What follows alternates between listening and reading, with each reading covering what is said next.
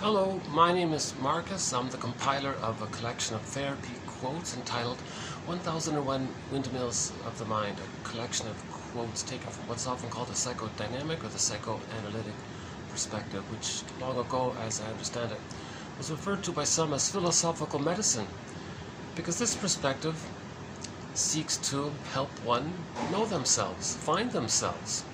In trauma, in childhood trauma, we lose so much of our potential, who we're meant to be, the capacities of the real self, the gifts of the real self and the true self. A lot of that gets squelched or repressed, put into the non-reporting brain called the unconscious for safekeeping. And the psychoanalytic perspective helps to let us look in there, so we become a psychological detective, so to speak, and we want to reclaim, re-own, get back in what we lost due to trauma. So we've been using Robert Bly's metaphor throughout this series. He says by the age of 5, so much of who we are and who we're meant to be, our developmental path, gets put into this bag that we drag behind us. So that's like an image for the shadow self, the unknown us. And we spend the rest of our lives trying to get it back in. So this bag is just a metaphor for the non-reporting brain, a part of the brain called the implicit memory system. This implicit memory system is pictorial, pre-verbal, timeless. Okay. So in this bag, it's like another world. And if we were to amalgamate in some kind of metaphysical imagining all of the traits of us into a character, that's called the double self, or the second self, or the secret self, or the shadow soul, etc. It's the one who walks with me, who's not like me, who is me. Someone's living my life and I know nothing about him. Right? And the idea is that if we create some kind of character that embodies us, these traits that we don't know about ourselves, that's a device to make us know about ourselves. So we're looking for ourselves. The double self, the second self, is us, and we're looking for home, and we're home for us. So we're looking for reintegration to get it back in. Right? Darrow calls his metaphors, well, create a character he calls it the skeleton character. You don't really see him, he's invisible. So you invite the skeleton to the fireplace, treat him as an honored guest who had a right to be. He's us, who has a right to be. Of course, he's still us. And he's teaching us that he wants to find home, that he wants to be accepted. He wants to be seen and accepted back into ourselves. So he says there is a conquest of the self that he's searching for.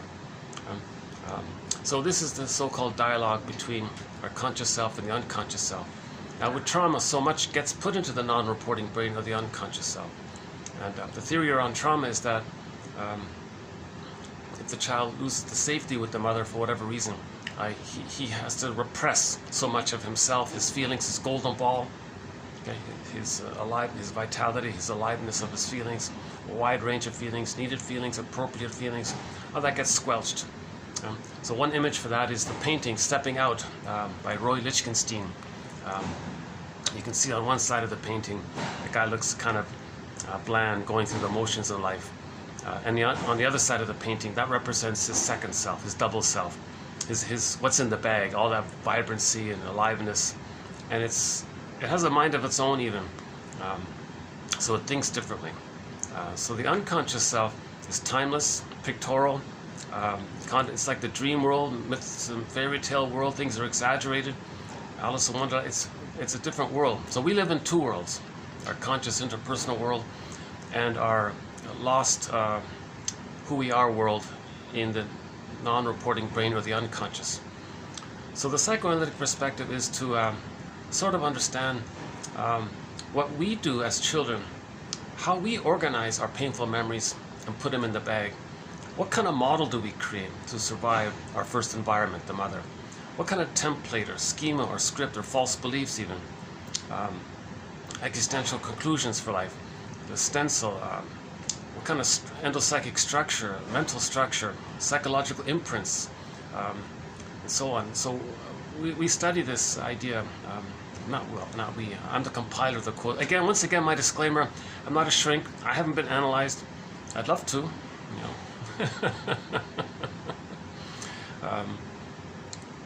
I was saying in the last video, the one on climate change, that one there, 2500 on climate change. I just got uploaded just a few minutes ago, actually. I was saying, yeah, if I had the funds, I'd be on the next flight to New York, find a psychoanalytically minded shrink, and get analyzed, meaning reintegrate myself back in and feel embodied. So when we re-own ourselves, we feel embodied. And or one simple way of saying it is that our self is in there. So if we get our self back, we have the self. It's called the ontological self, psychological self, emotional self, moral self. We have our embodiment. We have our embodiment. So if we have our self, now we can have self-esteem. When we have the self, the more self we have, that means we have more self-awareness. There's more self-esteem. So if you want true self-esteem, you want to get that back. Now when we lose the self, we have this grandiosity issue. We create a false self. People think self-esteem, inflate your false self. That's different. So we're talking about genuine self-esteem. You need the self. But to get the self, we have to be a caring witness and have a dialogue with our second self and allow us to accept our second self. Then we have the self, the psychological self, ontological self.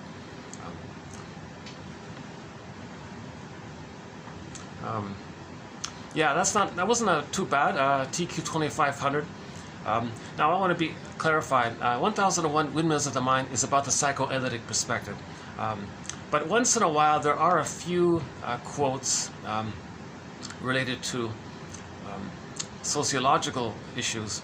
But if the authors of these quotes include some psychoanalytic material, then I'll include it in my quest to present the psychoanalytic perspective. So I'm not really interested too much on the sociological factors. Others can do all that. I think there's a huge value in the psychoanalytic perspective per se, where we heal the man, where we try to heal the man. Repair the man, repair the world. So also in the last video we did that. So maybe I'll do it briefly again. A brief about maybe 2 years ago, there was a little anecdote we presented. It's very short. It's about a little boy, 7-year-old boy. He wants his father's attention, but the father is busy with his work and he's really trying to get something done with his work. So he finds a magazine, knowing that his son likes jigsaw puzzles. He rips out a page of the world map, knowing that the child had never seen a picture of the world map, of the globe. So he rips up the paper into many little pieces, gives the pieces with some scotch tape to his son. He said, "Son, I got a task for you. I'd like you to repair the world." Off you go. So the son goes away. In a very short time, he comes running back, very excited. "Dad, I repaired the world." "How did you do it?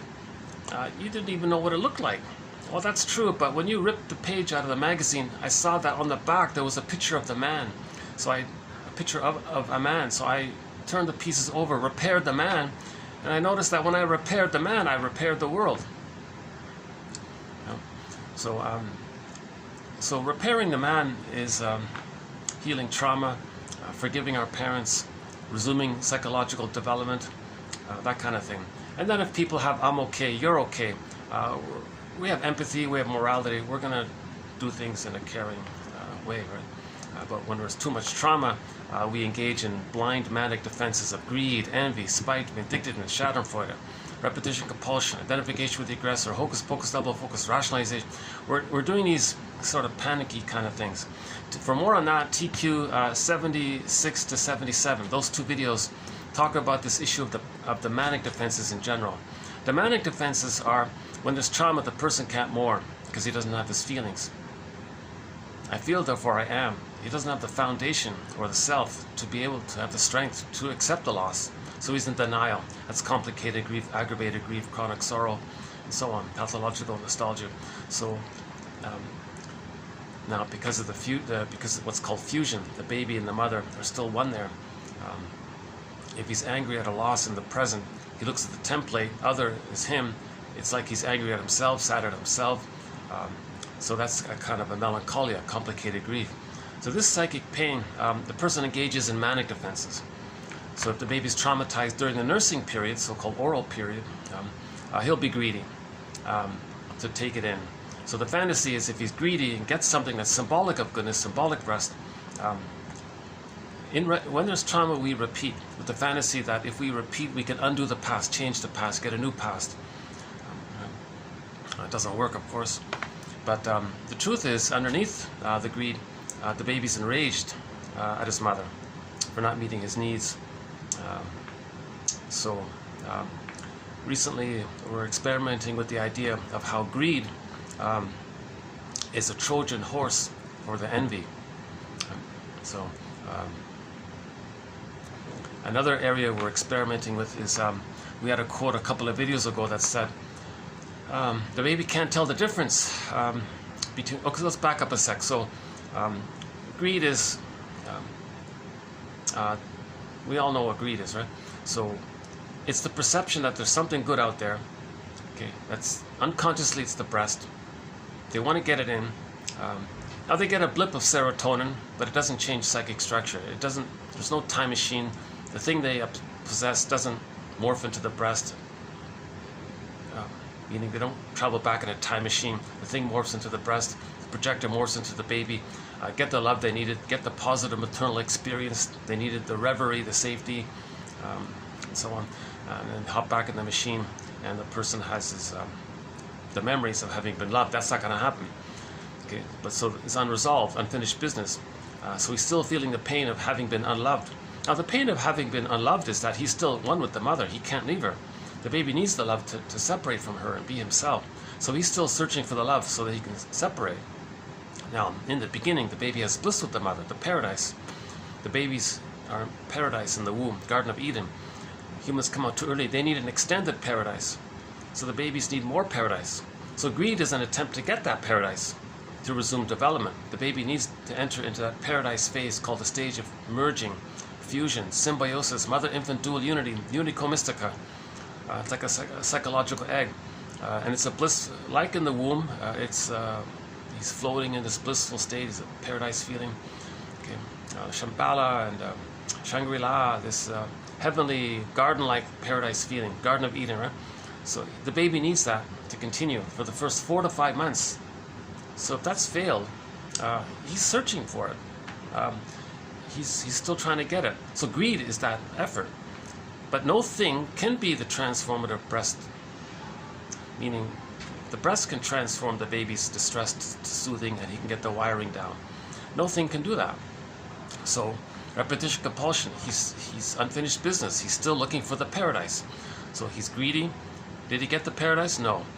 Greedy, did he? And so on. Now when he gets the thing, it tricks the brain to send him serotonin. He gets a little blip of serotonin. Whenever we get something that we momentarily think gives us a kind of security, we get a little serotonin. But that serotonin is not from the psychic structure of having been loved. That's the trauma. We didn't get the wiring laid down of having been loved. We don't have those memories. So we're searching for symbolic breast items, material, matter, money, etc., to get that. So greed is this gobbling in effect. Now, when the baby's nursing and he's not getting it, he's angry, of course. Now, if he's very scared, the fantasy is, the theory is, was it Klein or somebody? He wants to just take, he wants as if gobble in the breast. He wants to control it, have it. He wants the mother to provide what he needs. So there's that kind of devouring quality. I think it was sucking, biting, devouring, whatever the oral is. So he wants to kind of consume it in, this gobbling quality. Okay? So this gobbling quality, he failed. He didn't get the breast. So later on, repetition compulsion, he's going to gobble in the world. The breast, the earth breast, gobble in the earth breast. So they don't, of course, they feel entitled. They just want to keep getting in. It's this blind compulsion to get the love they needed. So greed, okay, a very good batch of videos we did, a 6-part series just on greed. It was done over it took 7 videos to do it. TQ 2478 to 89. If you just watch one thing in 1001 Windmills of the Mind, Please read the quotes to the greed quotes. Again, 2478 to 89. That's excellent material there. Plus, a good follow-up to that, if you're still with me on that one, 2499 is sort of a continuation of it regarding the plunder system. And actually, 2500 wasn't the best video, but there are a few good quotes in there. If you exclude my commentary, if you just read the quotes, there are a few good quotes in there, because the symptom of the greed is damaging, right? Of course, greed is damaging. If you're always gobbling in, taking in. Now, at that level of greed, they just want to take in. They don't directly have the specific purpose to destroy, but greed does destroy. Now, a short seller went on TV recently, about a month ago. 99-year-old guy, multi-billionaire, still being greedy, still gobbling in. And he said an interesting thing. He said, "Dear world, I guess maybe through humanity, crumb or something, wanted to help." Because he caused a lot of suffering and pain and poverty and misery around the world. Maybe he wanted to do some little thing. I don't know.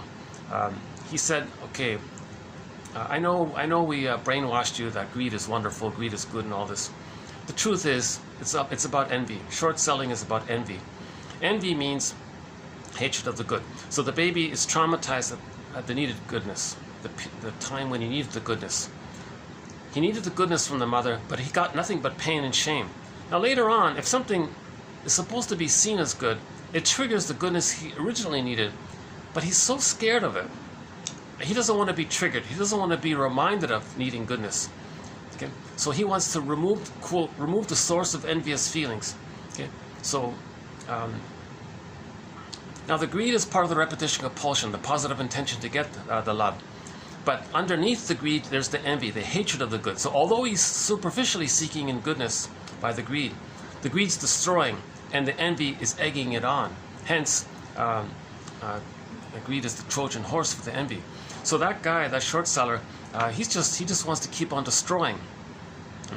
Why does a 99-year-old multi-billionaire still want more? It's not about that. It's about seeing something that's seen to be good outwardly, to see it damaged. If it's damaged, then he's not triggered of how he once needed goodness in the nursery. All this greed and envy and grandiosity, this is trauma. This is babyhood trauma. This is nursing trauma. Edmund Burglar, one of our mentors, says, as usual, the answer is in the nursery. So don't be too impressed by people who profit from destroying things. They just want to see something that's seen as good. They don't want to see goodness. So if they see something good out there, destroy it, because then they're not triggered of how they needed goodness once upon a time. See. Now, related to this, another question mark is huge question. This second part.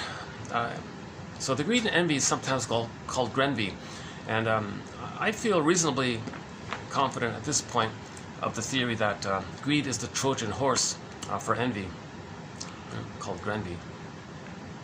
And that short seller sort of kind of supports it when he says it's all envy, people. All this short selling we're doing, this plundering and destroying, this is all just envy. We don't want to see goodness. Goodness bothers us. Now we're talking about people with early on trauma at a place called the paranoid schizoid stage of development in the early months. That doesn't mean that everybody who's traumatized in the nursery becomes a short seller, but all short sellers operate from the paranoid schizoid mode of experiencing, where they can't accept goodness, despite whatever they say or show or whatever impression they make or something, with their false self or their as-if personality or whatever. In the next video, we'll have a quote about Helen Deutsch's theory about the as-if personality, one of our undeveloped threads. 52 threads so far, one on greed, one on envy, projection, projective identification, identification with the aggressor, negative magic gesture, rationalization, the issue of symbiosis, different personality patterns, the stinger, the falling in love one's a good one. Actually, that's part of the couples one. Another another excellent batch of videos that was recently completed, 2435 to 9. about falling in love, so the romantic area. So this falling in love topic was covered in the videos marked 35 to 9, a 5-video run. Excellent material, very exciting material. Oh my God, yeah. I would say that's some of the best material, those 2 sets there. The falling in love batch, 35 to 9, and the greed batch, 78 to 89, plus the tag on 24.99 about the plunder system. The last one, I don't know, 2500. I have mixed feelings about the last video. Part of me wants to redo it, but the quotes are solid, so I'll just leave the last one. Okay, so another huge question mark that we're just kind of entertaining for the moment. Someone came along and said, one author said that the baby can't tell the difference between the breast and his experience of the breast. If his experience of the breast, which is supposed to be something that's supposed to be good, but if his experience of the breast is greed, quote, greed is good now. So so that famous slogan, greed is wonderful. So the baby is meant to have the wonderful experience with his mother. But what he's getting is the desperation to take it in, to devour. And the envy's underneath it. So greed and envy is good. That's what he's going to say. You see, so there's this issue where people say bad is good kind of thing.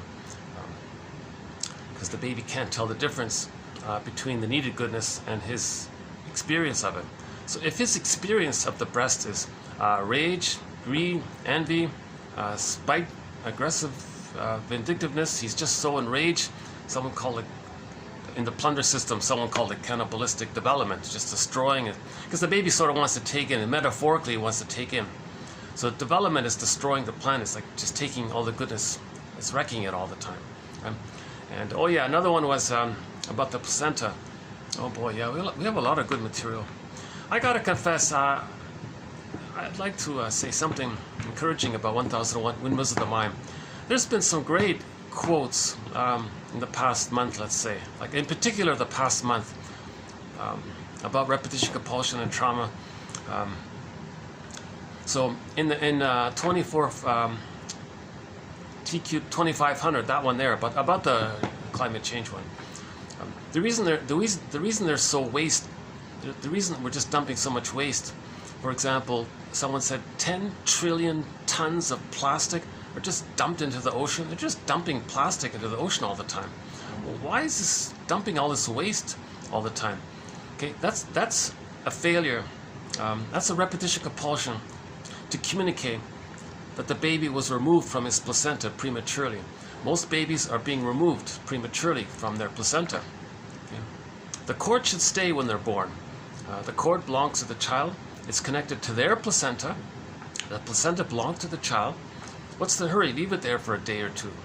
The cord is still pulsating. It's still sending down nutrients and oxygen and food.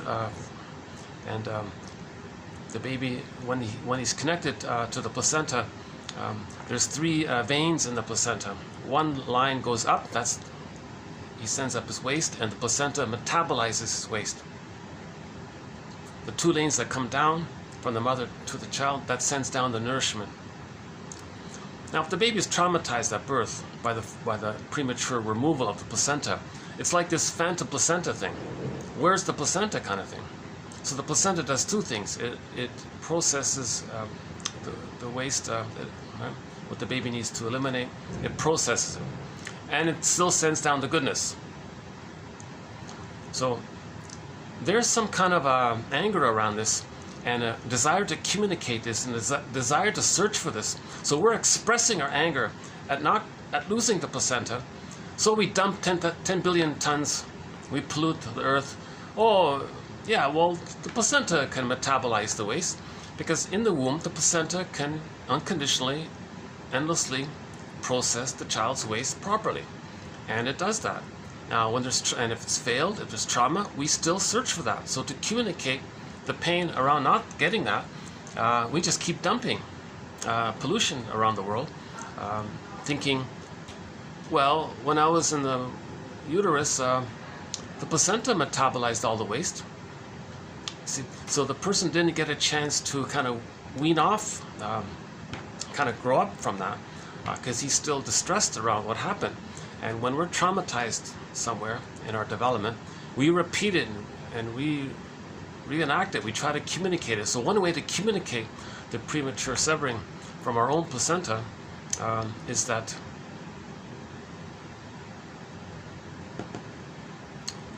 pollution is created to communicate what happened to my placenta, something like that.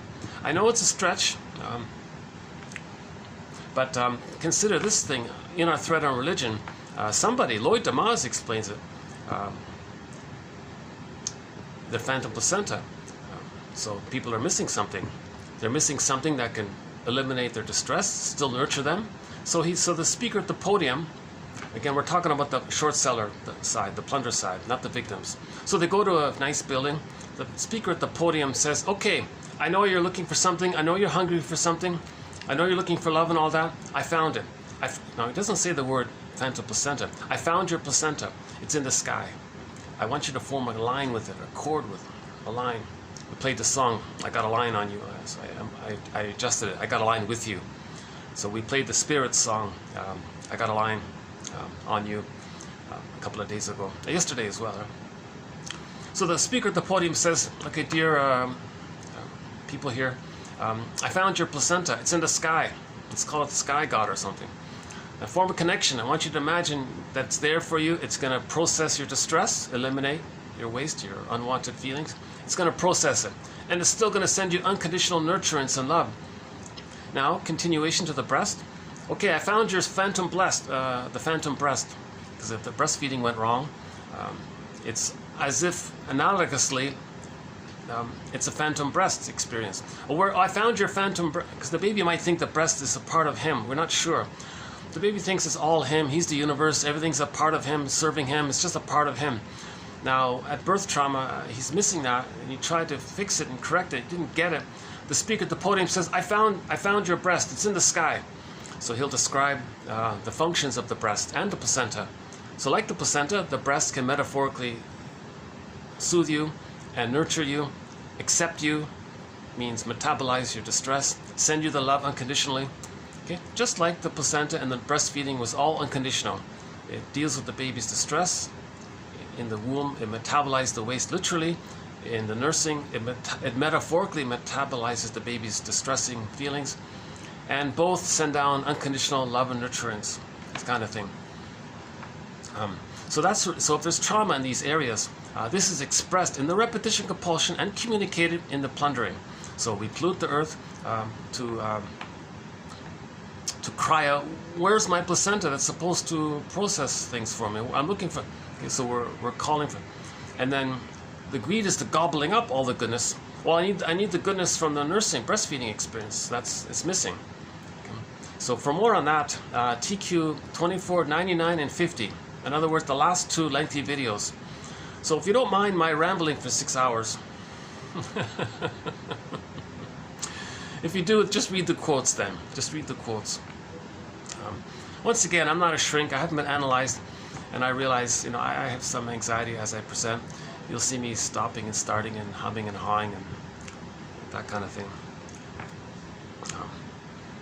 Okay, hold on a sec. Let's just take a. So I'm using, unfortunately, my nice favorite spot downstairs is being occupied. So I'm using this sort of this other room here.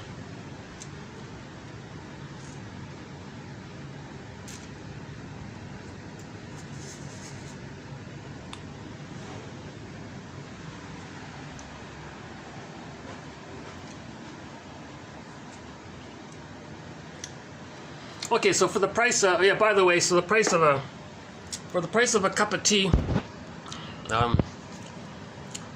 one can in effect get an encyclopedia of the psychoanalytic perspective. Well over 5,000 quotes. So the link is below, www.buymeacoffee.com/psychoanalysis. A great deal.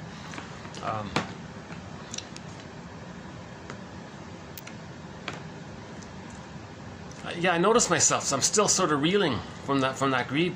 I'm still sort of on that topic of the greed and the envy, right? So to understand why people are polluting, it's because babies need to have the cord still there. It's called a lotus birth. What's the big deal? Just let the cord stay for a day at least. Let the placenta come out on its own accord. The placenta can be put in a bowl. It can sit on the bed with the mother. Maybe you can put a lid on it, but allow the cord, the freedom to flow. Don't suffocate the cord. Just ease that transition from the actual uterus life to the extended metaphorical uterus life called the psychological egg. Babies need an extended womb. It's called the social womb, maternal holding environment. And in the maternal holding environment, the line, remember that line? So the original line was the cord, right? The extended line is the nerve endings in the breast link in with the nerve endings in the child. Something about the mucosa nerves or something. And the line is there. So the mother says, hey baby, I got a line with you. Baby says, great mother, I've got a line with you. So they have, and she has a reverie, her presence, her maternal witnessing, and she's present for the baby. The baby feels comforted by her presence. And of course, the mother's going to be able to pick up the baby's signals, so she's attuned and she can respond lovingly as needed according to the baby's needs. Yeah. So babies need that experience. If that's failed, okay, that's trauma. The trust is broken. Whoop! The child's feelings gets repressed. His sense of identity, his sense of self, his self-esteem, because of his self and his self-esteem gets repressed into the non-reporting brain. Now, that's a trauma. When there's trauma, the interaction that led to that, the person wants to replay and repeat it. So repetition compulsion, we replay the past and the present thinking we can undo the past. It's a confused idea, but the child doesn't understand time. The non-reporting brain, the unconscious, doesn't understand time, so it's just constantly trying to recreate the experience that caused the pain, hoping somehow it can undo it, change it, get a happy ending, that kind of thing. A major thread in 1001, Windmills of the Mind. Well over 200 quotes, possibly 300 quotes. It's a huge topic. It's called repetition compulsion, being synonymous with trauma, and how transference is a key component of it, where we transfer the past experience, see it in the present. The present becomes like a staging thing to replay the past with the fantasy we can get a better past. Okay. Amy Baer says it simply, we repeat the childhood experience in the present because of the pain we're feeling. We're still feeling this kind of pain, this trauma. It's unfinished business. We're still feeling pain at losing ourselves. We lose our feelings, that's pain. Oh, I can hear some. Yeah, downstairs, my favorite spot by the pool there. As usual, they're preparing for some major function. See how it's. Let's see. I can take a break at the same time. Are we still? Yeah. See, you can see all the. Yeah, you can see the tables being set up. Oh, even down here too. See, they're preparing for a major thing, major dinner. Actually, at the moment, wait a minute. At the moment, I think they're on their lunch break. Theoretically, I could go back down. Let's see. Let's check Let's check this one.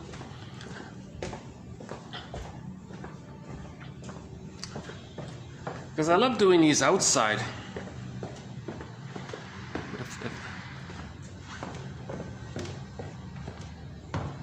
Let's see. Yeah.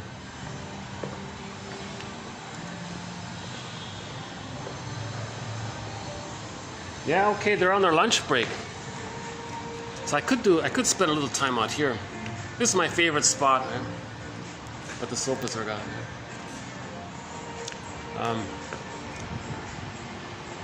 Maybe I can finish the introduction here a little bit.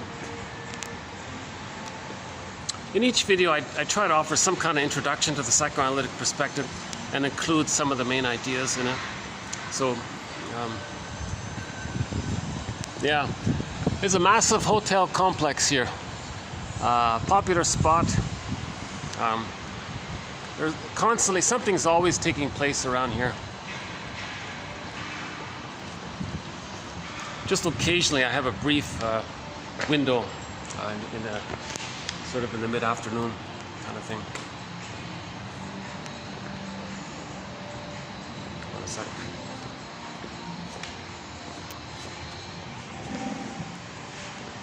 Oh yeah, okay, this is my favorite spot. Look. I should bring the computer back here. Yeah, the quotes are upstairs.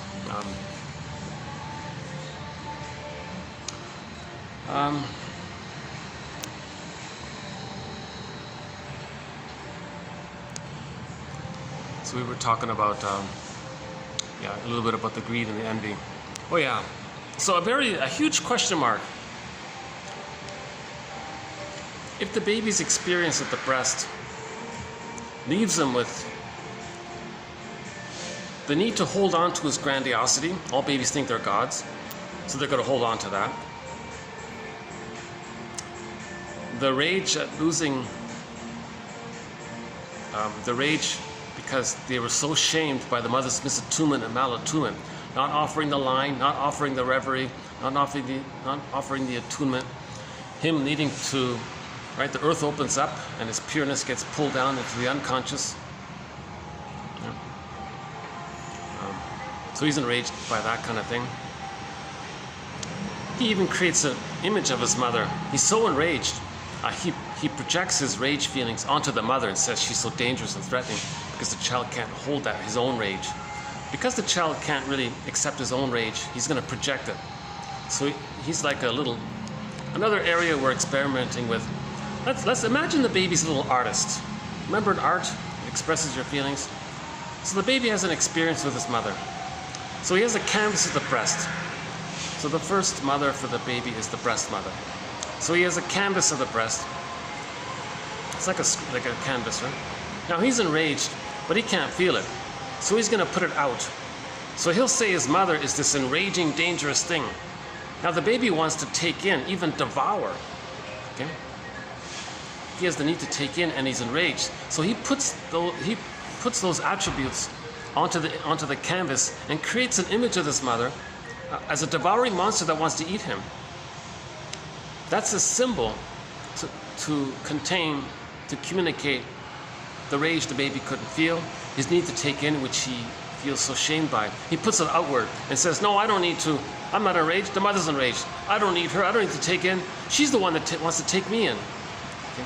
So when we can't accept something about ourselves, we say the other one has it. It's called projection, right? It's a defense mechanism. A major area in 1001 Windmills of the Mind. Each defense mechanism is covered. Major one. Splitting being the key one. Actually, in today's video, it's mainly about the splitting mechanism, so we'll get there in a minute.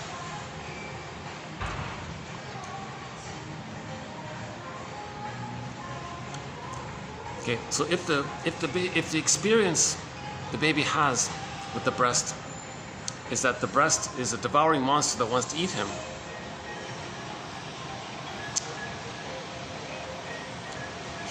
in order to survive, he's gonna hallucinate a goddess breast, an oasis breast. So just like the thirsty guy in the desert, he hallucinates an oasis to survive. Well, the baby's got to survive. He can't realistically even just feed with his mother if he thinks she's a monster that wants to hurt him. But he's bonded to her and he needs her. What does he do? Well, he hallucinates that she's a goddess and thinks that's the mother. That's called the splitting mechanism. In effect, he creates another mother. So now there's two mothers. The truth he denies, the made-up one he believes is his mother. In myths and fairy tales, that's goddess and demon imagery. You know? So if the baby's experience of the breast is goddess and demon, now the breast is supposed to be seen as needed and good, but his experience is goddess and demon. So prejudice will be seen as good. His hate at the mother, the resulting greed and envy at the breast will be seen as good. So prejudice, greed, envy will be seen as good. So all of these sins he's going to develop is going to be seen as good, let's say. And just a question mark. The quote is, I think about 4 videos ago, we have that in there. Now, the idea of he's always going to be greedy and envious is because he's always searching for the breast. But the breast means greed and envy. If the baby equates the needed breast with his feelings of envy and greed, he's searching for the breast. The way to search for the breast is via being greedy and envious, because he's still searching for the breast, because he thinks the breast is greed and envy. So that's why he says greed is good, or envy is good. Yeah? Now, when we use the terms good breast, bad breast, that promotes the splitting. So greed is good, and being generous is bad. Yeah? Trust, honesty, love, accepting good, gratitude, these are all bad. But what's good is ingratitude. Greed and envy, that's good. See? So this is the symptom of infantile trauma and the baby's desperate attempt to somehow manage this. So yes, it helped the baby to survive. But those templates he's creating, those imprints he's laying down, it's going to hurt him and others, of course, because he's still operating from that modality of still trying to get the love in. That's the greed. He can't accept the love, that's the envy, so he wants to see it destroyed. So he wants to gobble in, symbolic breast, the world, but the envy says, I can't accept it, so he's destroying it. So greed destroys, and the envy part eggs it on because envy doesn't want to see goodness. So this is called grenvy. They go together like that. The degree to which is going to vary for each person. Some people might just be greedy and they get some, and they give up. They're okay. Some people are greedy and they say it's never enough. The world's not enough. Title of one movie, right? Because it's driven by envy, not see goodness. So these are the short sellers that create poverty, people dying, billions in poverty, to create a pool of poorly paid workers to help with the greed, because the greed destroys. See? So I wouldn't be too impressed with the glorification of this, because. So we presented a few quotes that some of the short sellers have presented already. The world is driven by envy, that one. The dung of the devil one, we did that one already. Again, the baby creates an image of his mother as the frightening monster that wants to hurt him, the guy with the horns, whatever image it takes. So again, if each person took a sheet of paper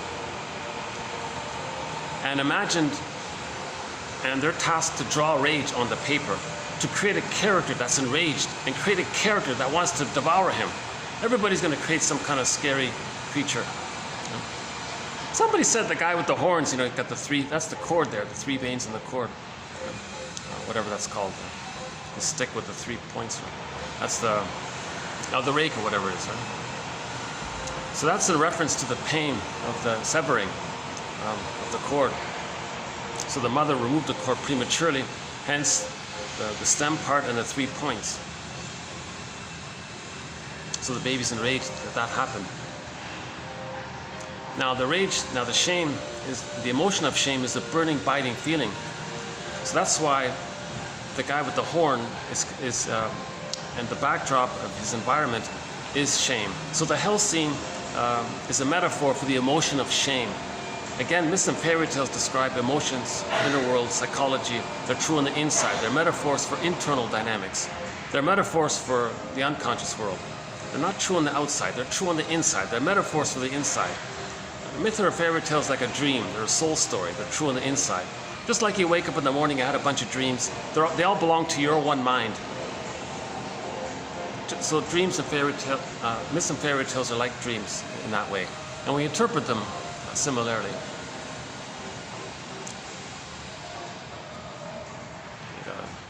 Hold on a sec. Got a staff guy here. Hold on. I'm easily. Yeah, the embarrassing truth is I am easily kind of distracted here.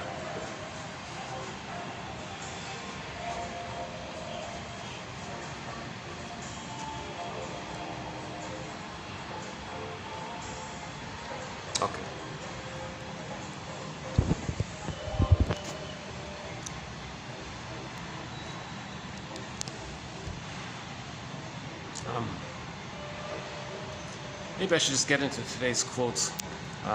So in this video, we'll be doing TQ 2501, 2 and 3.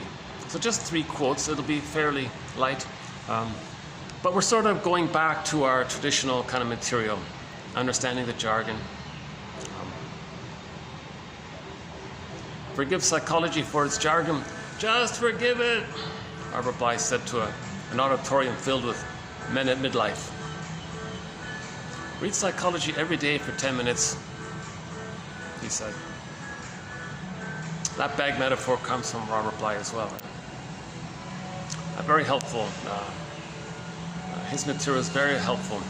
All of his audio related to psychology, his discussion about shame, shadow work, and so on. Not so much about his poems. That's sort of a separate category.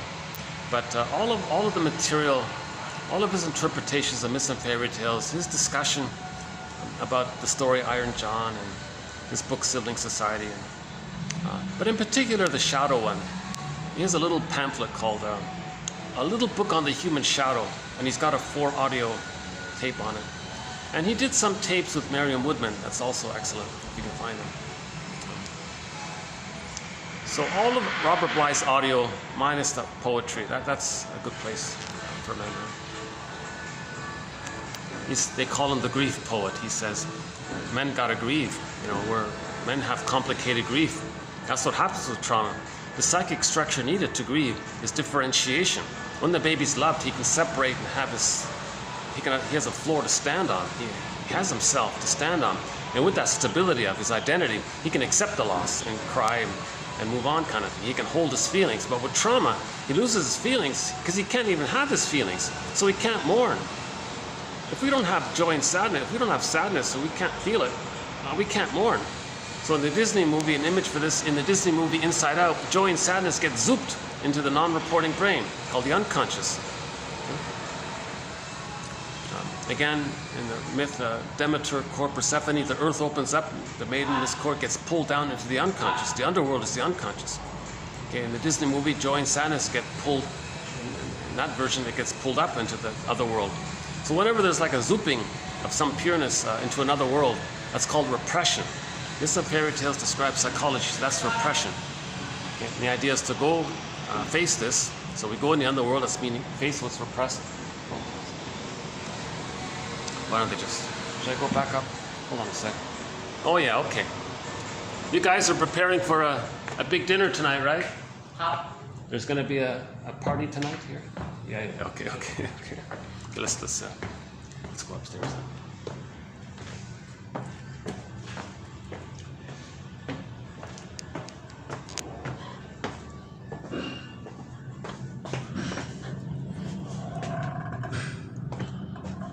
Oh, here's the blue room. Yeah, I love this room. Oh, wrong room. Hold on a sec. Yeah, we did. There are 2 rooms up here. One is the blue room, but when I came here, it was kind of noisy, so I went to the other one. Okay, so I'll call this the brown room, I guess, with the curtain.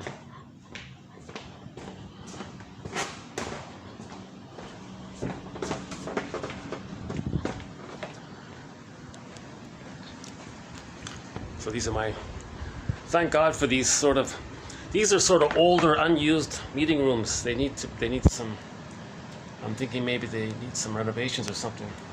It's not really used too much.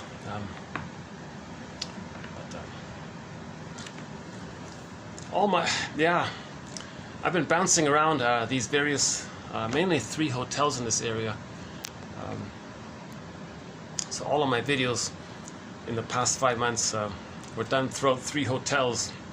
This one here, mainly downstairs, and these 2 rooms here, and in that black and gray one there, we did a bunch of videos there.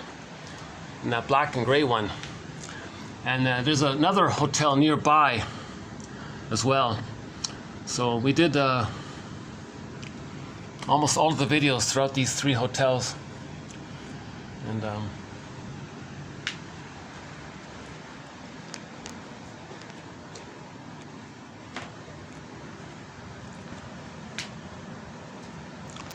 Splitting is equated with lack of integration, and therapy is thought to heal or bring about integrated wholes. The objective of therapy is to interpret defenses and to heal splitting. Heal the splits and promote integration of the system. An ideal that can never be fully realized, but that remains a guiding principle.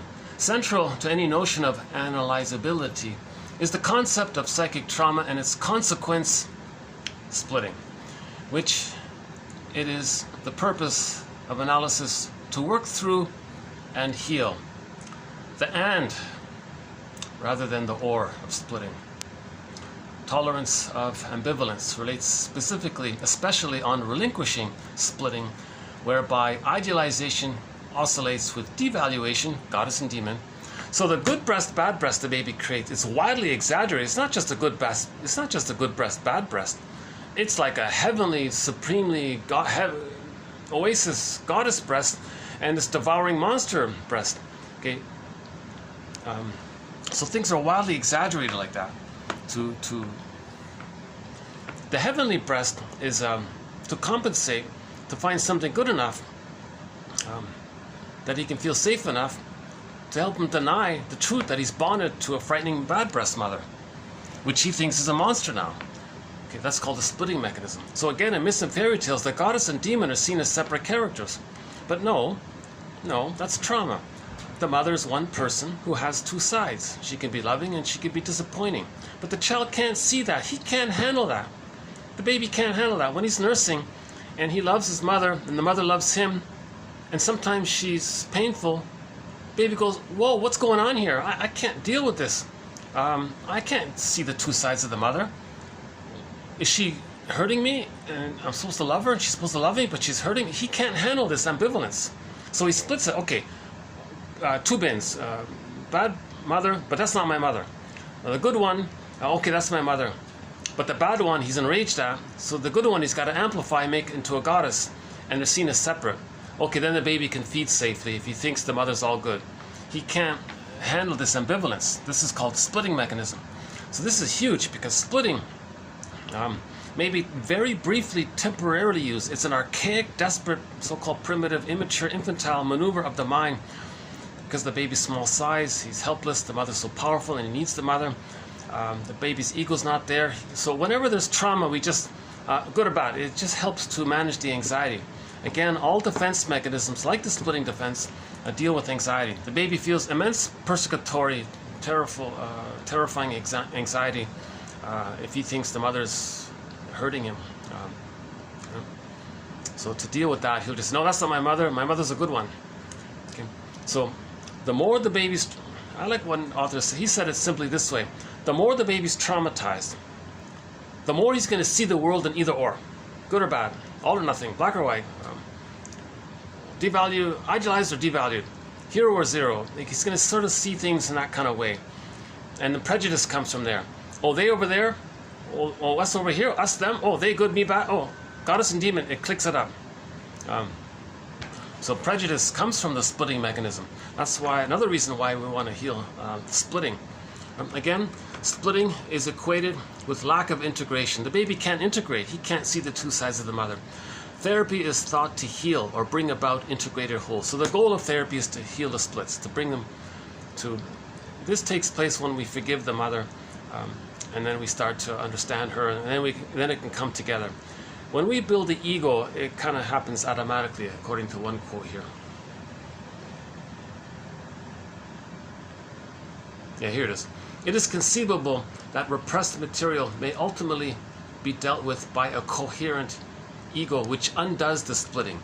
Lowald, yeah, key voice here, Hans Lowald. He's the guy that said in healing we lay the ghosts, the painful memories to rest, and they become ancestors. So we want to build so this is what 1001 Windmills of the Mind can also be said to be doing. It's to build the ego, repair the ego, restore the ego, strengthen the ego. Okay, meaning our knowledge, build our knowledge, make links to these ideas, and build our awareness. Psychoanalysis, always looking for an egg in a basket That's missing. We need the basket for the egg. So we got to weave the basket. So that's building the ego, our consciousness, to hold the potential new life, the egg that can come in spontaneously on its own. We don't directly search for the egg without the basket. We need the basket. So these quotes, maybe we could say these 5,000 quotes are like little threads, and we're trying to weave a basket to make us understand. And then with the understanding, feelings can come up. We can take back in what we lost. When we lose it, because we had no strong ego, so we lost it. Now we build the ego, it's going to come back in. Okay? That's maybe a quick summary of the whole thing. The objective of therapy is to interpret defenses and to heal splitting. If you interpret defenses, you're aware of yourself, that builds your ego, then the splits can be healed, kind of thing. Forgive your parents, heal yourself.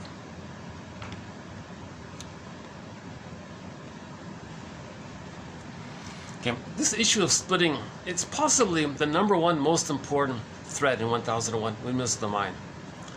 It's up there in the top 5 for sure. Splitting is a huge one. Because if the baby's splitting, he doesn't see the mother as whole. In relation to the split image of the other, the mother, each part is linked to a self part that's seen as separately. So it's called part object relating. Part self linked to a part, another part self linked to, and that's fragmented like that. The inner world, that's psychic pain like that. So he doesn't have a whole sense of himself really. He's just flipping either or. Inwardly he feels the idealization, he's the narcissism, or he feels the shame. So he can't really see, he can't accept a more honest, felt sense of himself. He's got to idealize, make up that he's a little glorified image, or he feels too much shame. He can't find something in the middle. That's related to how he needed to see the mother as good breast, bad breast, goddess and demon. It sort of relates to that. So he doesn't differentiate. The goal is differentiation. In regular development, the mother's more loving than frustrating, meaning that by the age of 4 to 5 months, the child received enough positive experiences with the mother to start to accept the negative side of the mother. Okay, now the baby's getting it. Oh, I see, mother, I get it now. Mother's mainly loving, sometimes she's frustrating. Oh, okay, I guess I can handle it. It's depressive. Now he's moving into the depressive position. In the splitting and the idealization, devaluation, that's called the paranoid schizoid mode. Because in the splitting, his rate, remember the painting he draws? That's paranoidish like. The mother's not a monster that wants to devour him, so that's paranoidish like. So later on, when people have prejudice, they're so dangerous and threatening, all these kinds of things. That's in reference, that's code for the painting they made in the nursery. That's in the brain, this image they made in the brain. So the image in the brain of the monster that wants to devour the baby, that image is just something the baby did to convey that he couldn't feel what that painting represents. That painting represents his rage and wish to take in. That's all it is. So if that's in there, and this isn't resolved by the age of 3, he's operating, that's how he sees the world. He's going to filter the world through this template. So that prejudice is going to come from that. So he'll say, oh, others are so dangerous. Now, if people say that, again, that's a mirror for them to know what kind of painting they drew in the nursery. So in regular development, the child is getting older, he's getting loving experiences with the mother, then it can resolve. So the split images come together, it's resolved naturally by starting at 4 to 5 months. Then, when that takes place, he feels safe enough to hatch out of the egg. So the first 4 to 5 months is the egg, okay? The psychological egg for his psychological birth to occur at the age of 3. But he's got to enter into that egg. Now with splitting, the egg is missing. He doesn't get the egg. If he's got it either or, there's no egg. He doesn't hatch out. Now if it's either or like that, he's overly bonded to the frightening mother, identifies with her, shames others to communicate how his mother shamed him. Because again, that's a trauma. When there's trauma, we repeat. If the mother shamed the baby, later on he's going to shame others to reenact and for him to know that his mother shamed him. He's going to do to others to communicate what his mother did to him.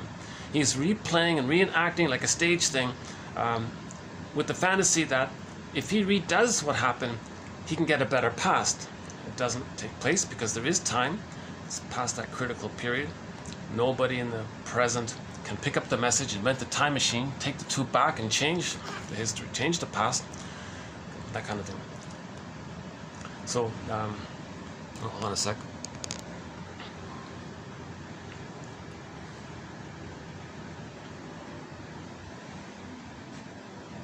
Okay. I love doing these videos outdoors because if I need a distraction, I'll just wait for a bird to fly by. Hey everybody, look, there's a nice pretty bird flying by. But I've got no birds flying by today. I don't even have any bees. When I was outside once, one of the funniest moments for me, once I was doing a video outside and a bee landed on the phone here, on the top here, and he just sat there staring at it only happened for like half a second. I could just see this bee, but this bumblebee just sitting on the phone here, and he flew off, right? So the bee is one of the companion animals, the mosquito, of course, as well, and the loon and the heron, the cat, the gecko, and a few others. Oh, the fox, the blue jay, a few others. Oh, the crow. How can I forget the crow? The keeper of psychological wisdom, spiritual knowledge, the crow, according to some indigenous traditions. The crow is considered conscious and wise, they say. So they project, they want to have the idea that something is containing, that there is a body of knowledge that's contained. Oh, well, let's just say the crow is the keeper of all this knowledge. So they're kind of ingenious that way. Okay, so splitting precludes mourning.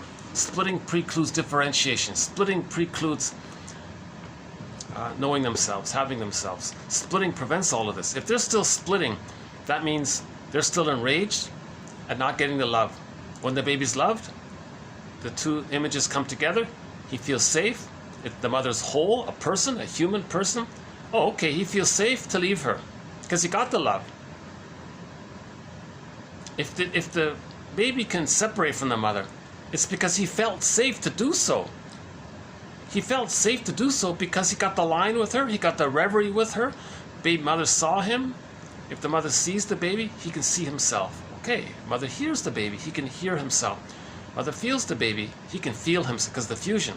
Now he can feel himself. Mother soothes him, he can soothe himself. And the wiring is laid down by this interaction. Now he has it within him. Okay? The brain is malleable, it's expanding in the first year. It expands based on the interaction with the mother. If the interaction with the mother was attuned and provided these functions, he could do it for himself because the wiring is laid down. Okay?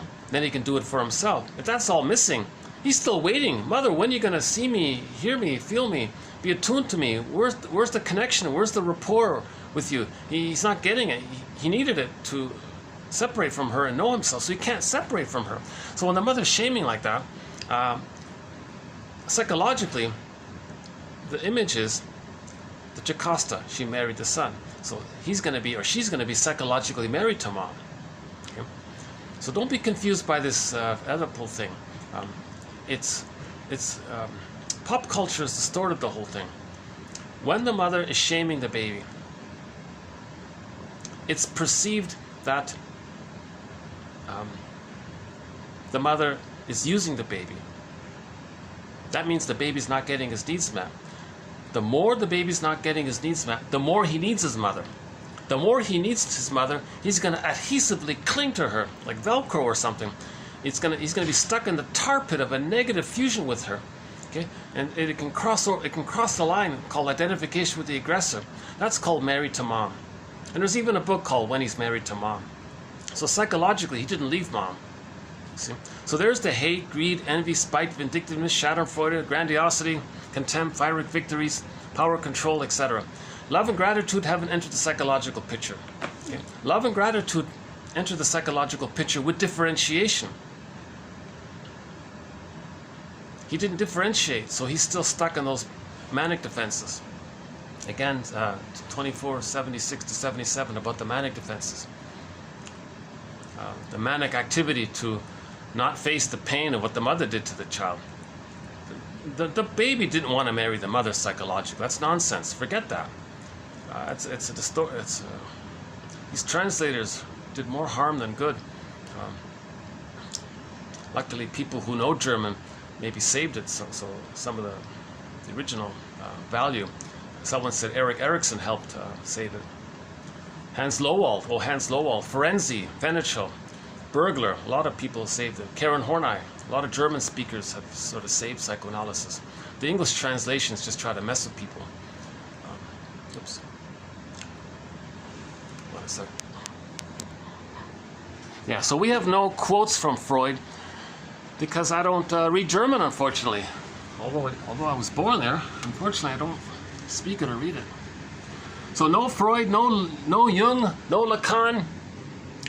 None of these sort of public, pop culture type of so-called intellectuals. None of them. We have no quotes from them. Okay. So our quotes are from people who are very helpful.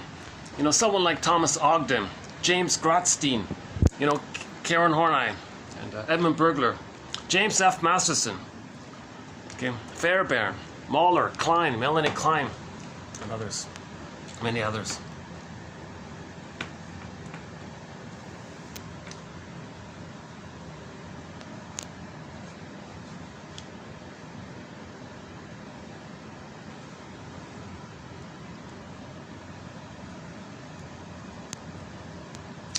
Yeah, it's been very hazy in this city here.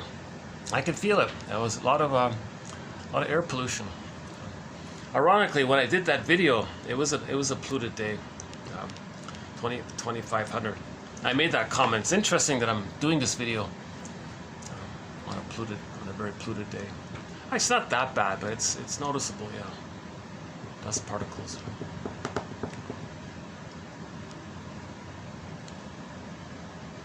Rinsley, one of Masterson's friends, Rinsley, he offered that summary statement: splitting precludes mourning.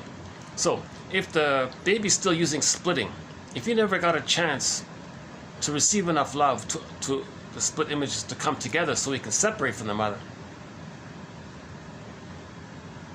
that means he's still using splitting. That means he didn't differentiate. Differentiation is needed. If differentiation takes place, that's his psychological birth. With the psychological birth, he has his identity, he has his self, he has embodiment, he can feel. I feel, therefore I am. So later on, if there's a loss, he can feel. He can accept it. If he doesn't differentiate, and he's still in the manic defenses of splitting and all that, prejudice, that's a manic defense. Greed, envy, prejudice, okay, these are all manic defenses. You know, the truth is somehow a little... hold on a sec. The truth is, some little mosquito somehow managed to enter into this room here. So I'm a little distracted. Yeah, so the mosquito is one of our companion animals, and sure enough, there's one here. I must have let him in by accident.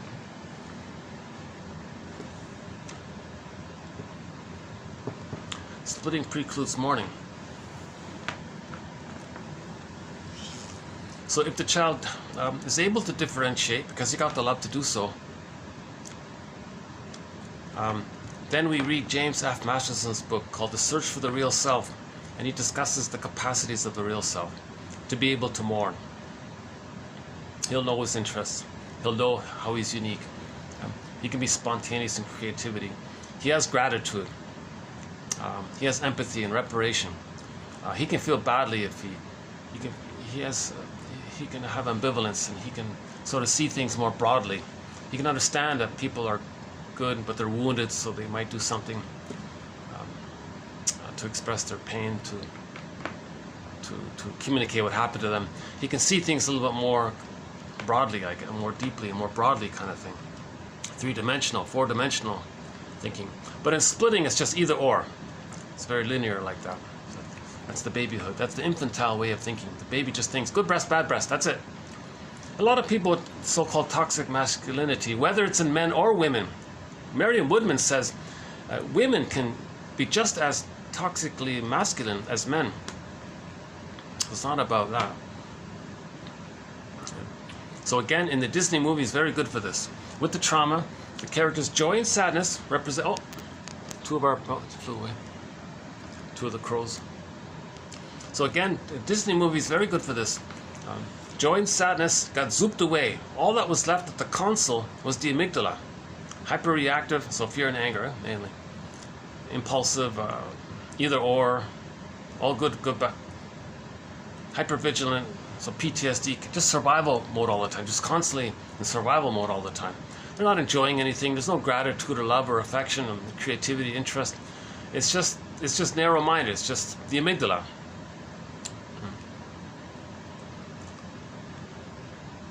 So that's a huge point about the Disney movie.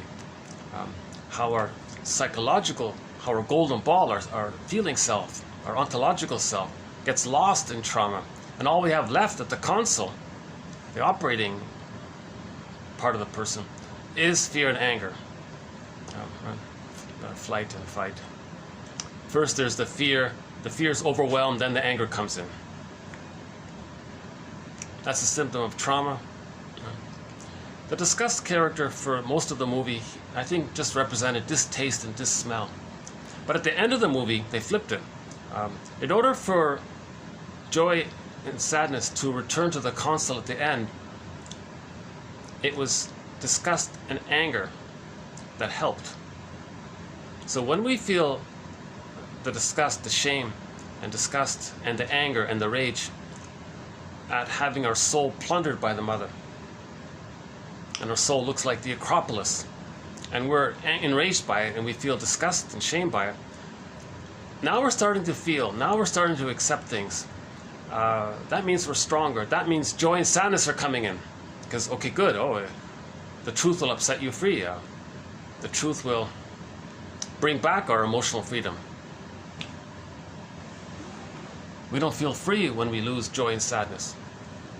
So when we face the truth, joy and sadness can come back into ourselves, because presumably the a priori assumption is we have enough awareness and enough sort of inner work has been done, enough of a nest has been woven to allow the potential to return to us.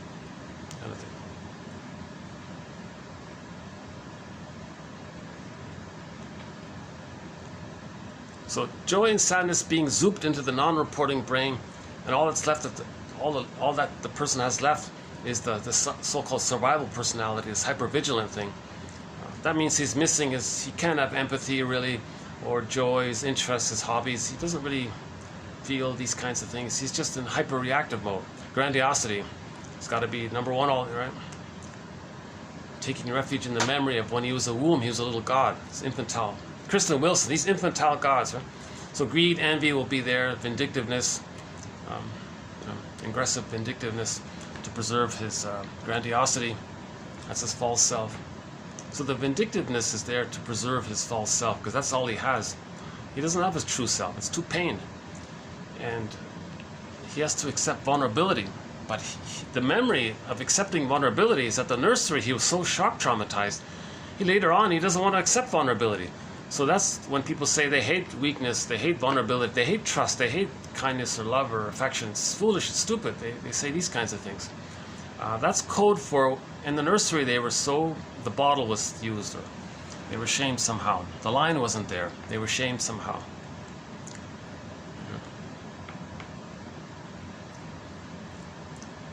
Okay, so we want to heal splitting. The objective of treatment is to interpret what's going on with the person in order to resolve splitting, heal splitting. Splitting is equated with lack of integration. So we want to seek integration. We want a psychosynthesis. We want to reclaim so much of ourselves. It's called integration. Reunite with ourselves. Therapy is thought to heal or bring about integrated wholes. Somebody said the word heal and whole are the same. They're cognates. They're synonymous somehow.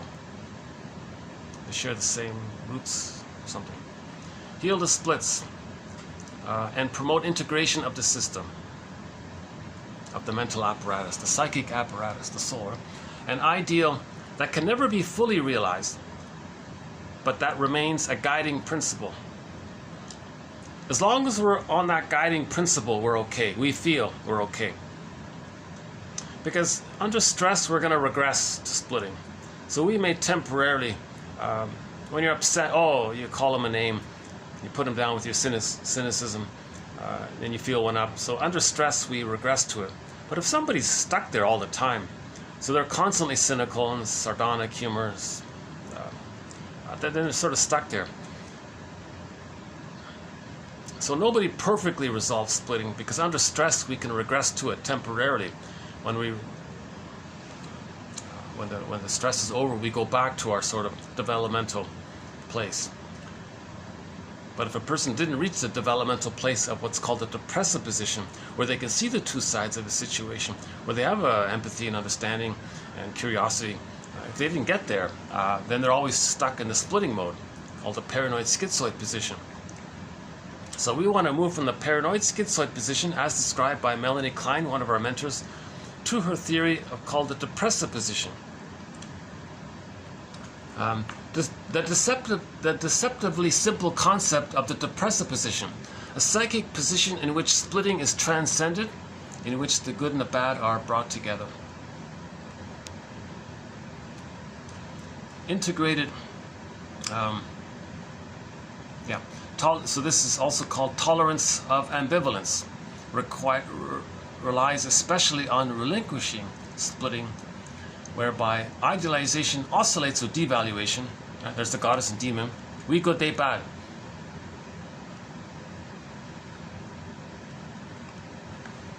And it's very easy to trigger that up. And people want to engage in prejudice because then they can somehow replay the trauma.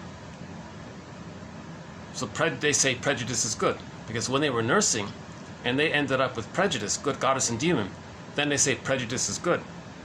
Then they want to cloak it over with excuses called rationalizations. Again, what the baby experiences at the breast, he thinks is the breast. If what he experiences is the result of splitting, and that leads to prejudice, he says prejudice is good. So he'll be prejudicial in search for the love that he needs. See how confused it is? So that's the schizoid part. Unreal of it all. And he can't give up prejudice, because to give up prejudice means he's not going to have his mother. Mother equals prejudice from the baby's point of view. Now he's separating from the mother, but he can't separate from the mother because he never got her love to do so. To leave mother without any memories of having been receiving her love would bring up the theories, the abandonment depression, persecutory anxiety, even annihilation anxiety. So the Screen Painting by Edward Munch, or Munch, however his name is pronounced. The famous Screen Painting. Apparently some short seller paid like $500 million for that painting. And someone said that Edward Munch thought that when we're destroying the planet is screaming. The planet is crying for what we're doing. And the short seller is helping to do it. He doesn't make the connection, he doesn't get it. Maybe he's trying to communicate, look, mother, I was screaming when you plundered my soul. Now as a short seller, I'm plundering the planet, and the planet is screaming, well, you see, mother, I was screaming just like that painting. Can you change your ways and give me the love so I can have myself? So short selling means they don't have their identity, they don't have their feelings. But they want to communicate how they felt at their soul being plundered by the mother. So the Munch guy draws a painting of the scream. One of the short sellers he spent like $500 million or some crazy figure. Now it's on his wall, presumably. Look, mother, look at the painting on the wall. That's how I felt when you plundered my soul. Now, you see, and now I'm plundering the planet. The planet is screaming like that painting. That's what Munch said. Munch said that the scream for him means the earth is screaming at the pillaging we're doing. Well, see, mother, I'm a short seller. I'm plundering and pillaging, and the earth is screaming. See that painting? Well, that's how I felt when you plundered my soul. Can you get it? Can you change your ways? So he's still talking to his mother in the mind, because he's in a catch-22. For him to know himself, he needs the love from the mother. So he's got to communicate to the mother what happened, so maybe the mother will change her ways and provide the love. Again, he's talking to a memory. He's talking to a ghost. We want to leave the ghosts to ancestors, but he's talking to a ghost. He's not getting any real embodied response from a ghost. He's got to mourn, then he can do it. Masterson has a different take, a different interpretation of the screen painting. He says, if a person wants to know themselves, but they never got the love to do so, they feel that scream. It's called abandonment depression, like the Furies feeling. Because the baby thinks he would the baby theory is the baby thinks he would perish if he can't bond to his mother.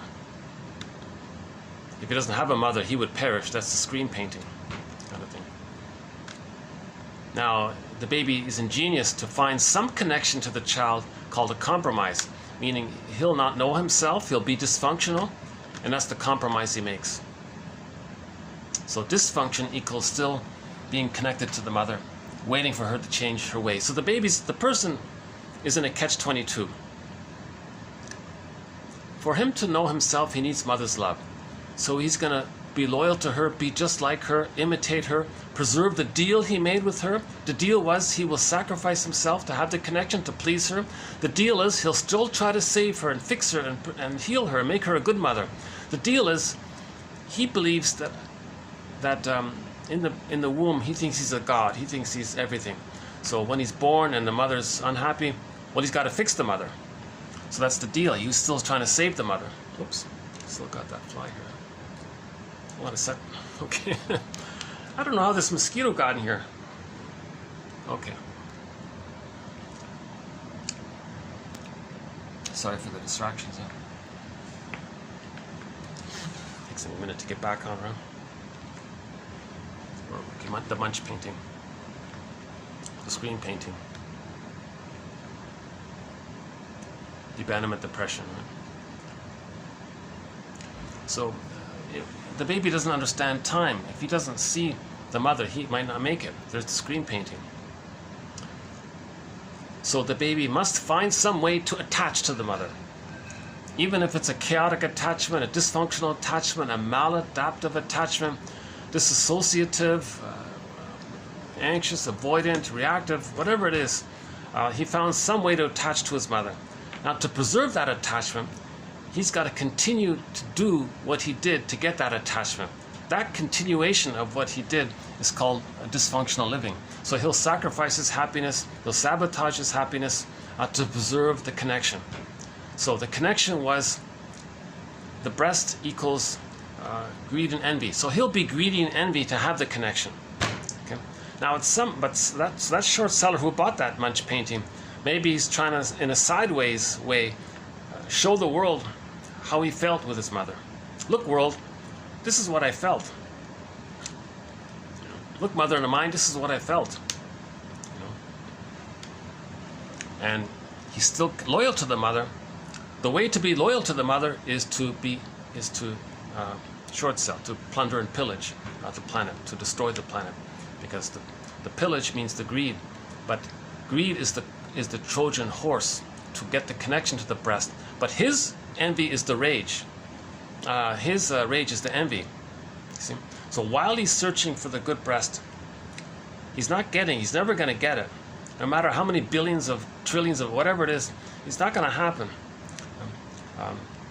But that's the compulsion. Greed is the compulsion to stay loyal to the breast, searching for the breast. Breast, where are you? Where's the good mother? He's still repetition compulsion searching for it. Okay? With the fantasy that one day the thing he gets will be the good breast that he needed for the past. So greed is the fantasy that something he gets will be the good mother that should have been there. That should have been there. That was yet to be. He's still searching for that yet to be. What was yet to be. A line from the Doobie Brothers song, "What a Fool Believes." Now, while he's greedy, at the same time, he can't accept goodness. He wants to see goodness damaged. Now, greed does damage. So there's the envy part. So he enjoys how greed damages. That's the envy. He can't accept goodness. Now, greed, he'll engage in greed because of the damage. Hence that short seller. It's all envy. See? And his slogan, greed is good. is because good is supposed to be the mother, but his experience of the breast mother was the oral rage to devour. That's the greed, to take in.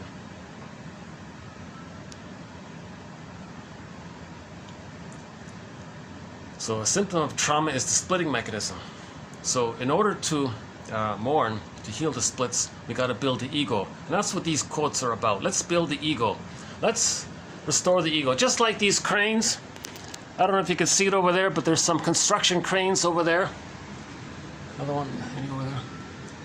Well, this city has a whole bunch of cranes all over the... Yeah, there's some cranes there, right?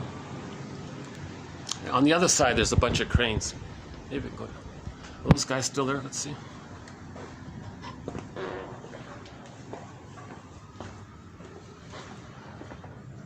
Well, I guess I could go back down, yeah. Well, let's stay up here because we got the quotes here.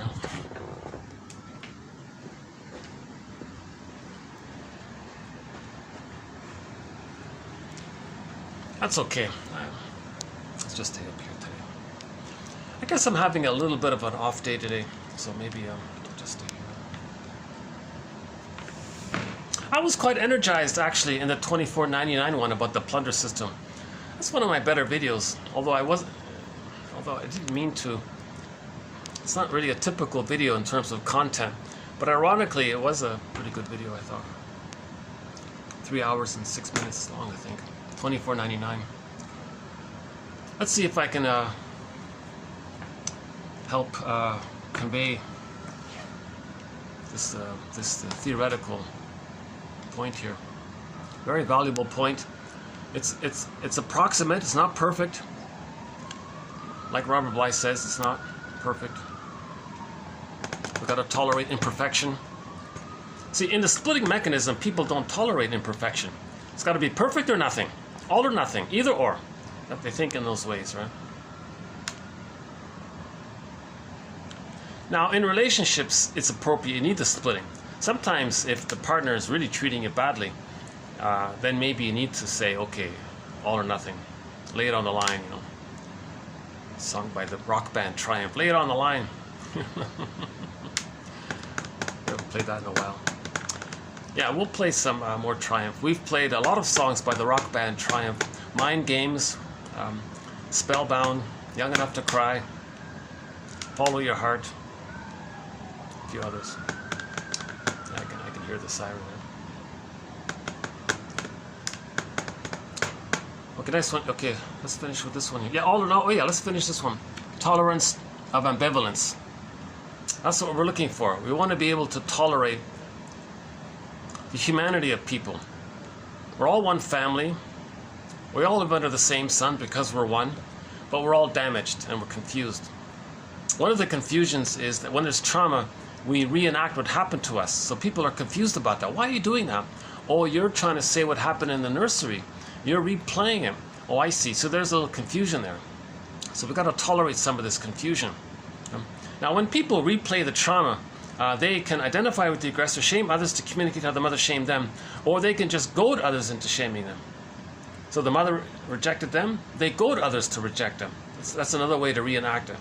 So that we've got to tolerate some of this confusion, ambivalence. Okay, so back to splitting. Okay, it's all or nothing thinking, either or thinking. It's polarized thinking. Glorification or contempt. Idealization or devaluation. These kinds of things. So we're looking for the integrated ego. So the integrated ego is the third side of... So we're looking for the... Like that show said, Route 66, there's an episode in there where the guy said what his father told him. You know, my dad taught me something about life. He said, you want to look for the third side of the coin. It's the third side of the coin that holds the other two sides of the coin. And the third side holds the two sides, and the coin, and it's like a circle. It's like understanding. It's a circle. It's understanding. Understanding. It's a circle, because you got the third side of the coin. So we can sometimes call that the integrated ego. Okay. So features of it include you can accept ambivalence, tolerance to ambiguity, ambivalence. modulated expression of affects. So you can make I statements. You can say, when this happened, it reminded me of my childhood. An old fear from childhood is coming up. You can make an I statement. Okay, so when you TQ 2360 or more on that. Okay, so modulated expression of affects. So you can make an I statement. Okay, you can say, I was triggered. I was reminded of something in childhood. I had a need. It didn't get met. I felt such and such, and this is what's coming up now. I could use a little understanding and empathy. How are you hearing what I'm saying? Now, when I was triggered, I did such a thing. That was my reactive mode. If I could do it over, I would tell you up front that I was triggered and what old fear from childhood came up.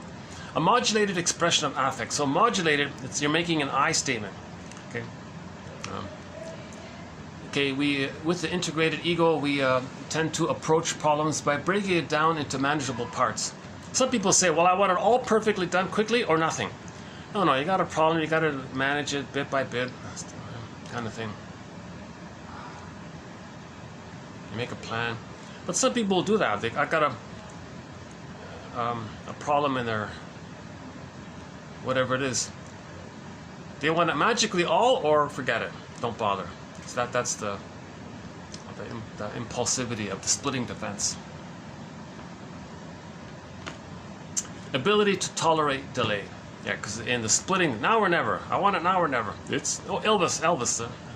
His name is in the news quite a bit lately. Elvis, right? He has a song, right? It's now or never. That often is an expression of the splitting mechanism. All or nothing. But in relationships, sometimes it's needed. So we do need. We're talking about, there's the mosquito still here. Okay, partial expression of anger. So if we do feel angry, there may be a little expression of it. We're not going to completely, but it's expressed cleanly. It's called clean anger. It means you're making an assertive statement. Your anger doesn't hurt others. It's just, it's a self-expression. It's not against others. Mature object dependency. This is called companionate love. Two-people relationship. It's not this falling in love stuff, where you want the partner to be the parent that should have been there. That's the immature dependency. The infantile dependency. You want more of a mature dependency. Like a shared couple thing. Shared responsibility, shared cooperation, all of that. Able to consider a variety of options. Oh no! An acronym, ONO. Options, not obligations. Focus on the options. Tolerate imperfection. Realistic appraisal of limitations. Appropriate decision making. Stable interpersonal relationships. Fairly consistent moral regulations. Reasonably stable goals. Moderate and caloric intake. Now that's the binge eating, right? Self-control in drinking, if they're drinking. Improvement by small increments. Working through problems. And we're not grandiose, we're not so special and above it all. We're one individual among many. One individual among many. We're all one family. Literally, according to Jane Elliott, we're all cousins. Literally cousins. Because we all came from one family in northeast Congo. Apparently there was, when Homo bodoensis, an earlier version of Homo sapiens. So one theory is that Homo sapiens is the evolution from what we used to be, Homo bodoensis. And that took place, they said, in northeast Congo.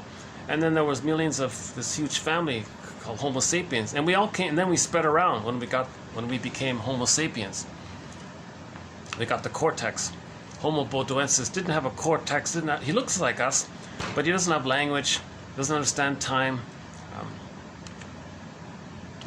doesn't have like the cognitive area, doesn't read or write, those kinds of things. But otherwise, he has a lot in common with us. So when Homo bodoensis became Homo sapiens, now we can draw maps and plan, and then we moved around. So we moved around the earth, settled in different places, and because of environment and weather and lifestyle maybe, over a period of time there were some superficial, quote, trivial biological variations. Some people lost their tan, some people kept the tan. We all originally had the tan. Some who moved in cold climates lost it, I guess. Some who stayed in that hotter areas maybe kept it because it's in relation to the sun, some interaction with the sun issue. So some people have the melanin, some people have less melanin. It's just an environmental thing. It's a trivial biological variation. The diet, maybe some people got bigger physically, a little bit bigger bones, I guess, or some people ate more fish, some people ate more meat, whatever. So there were some trivial biological variations in our physicality, but it doesn't change the fact that we're all from that same family, that we're all Homo sapiens, Homo naturalis.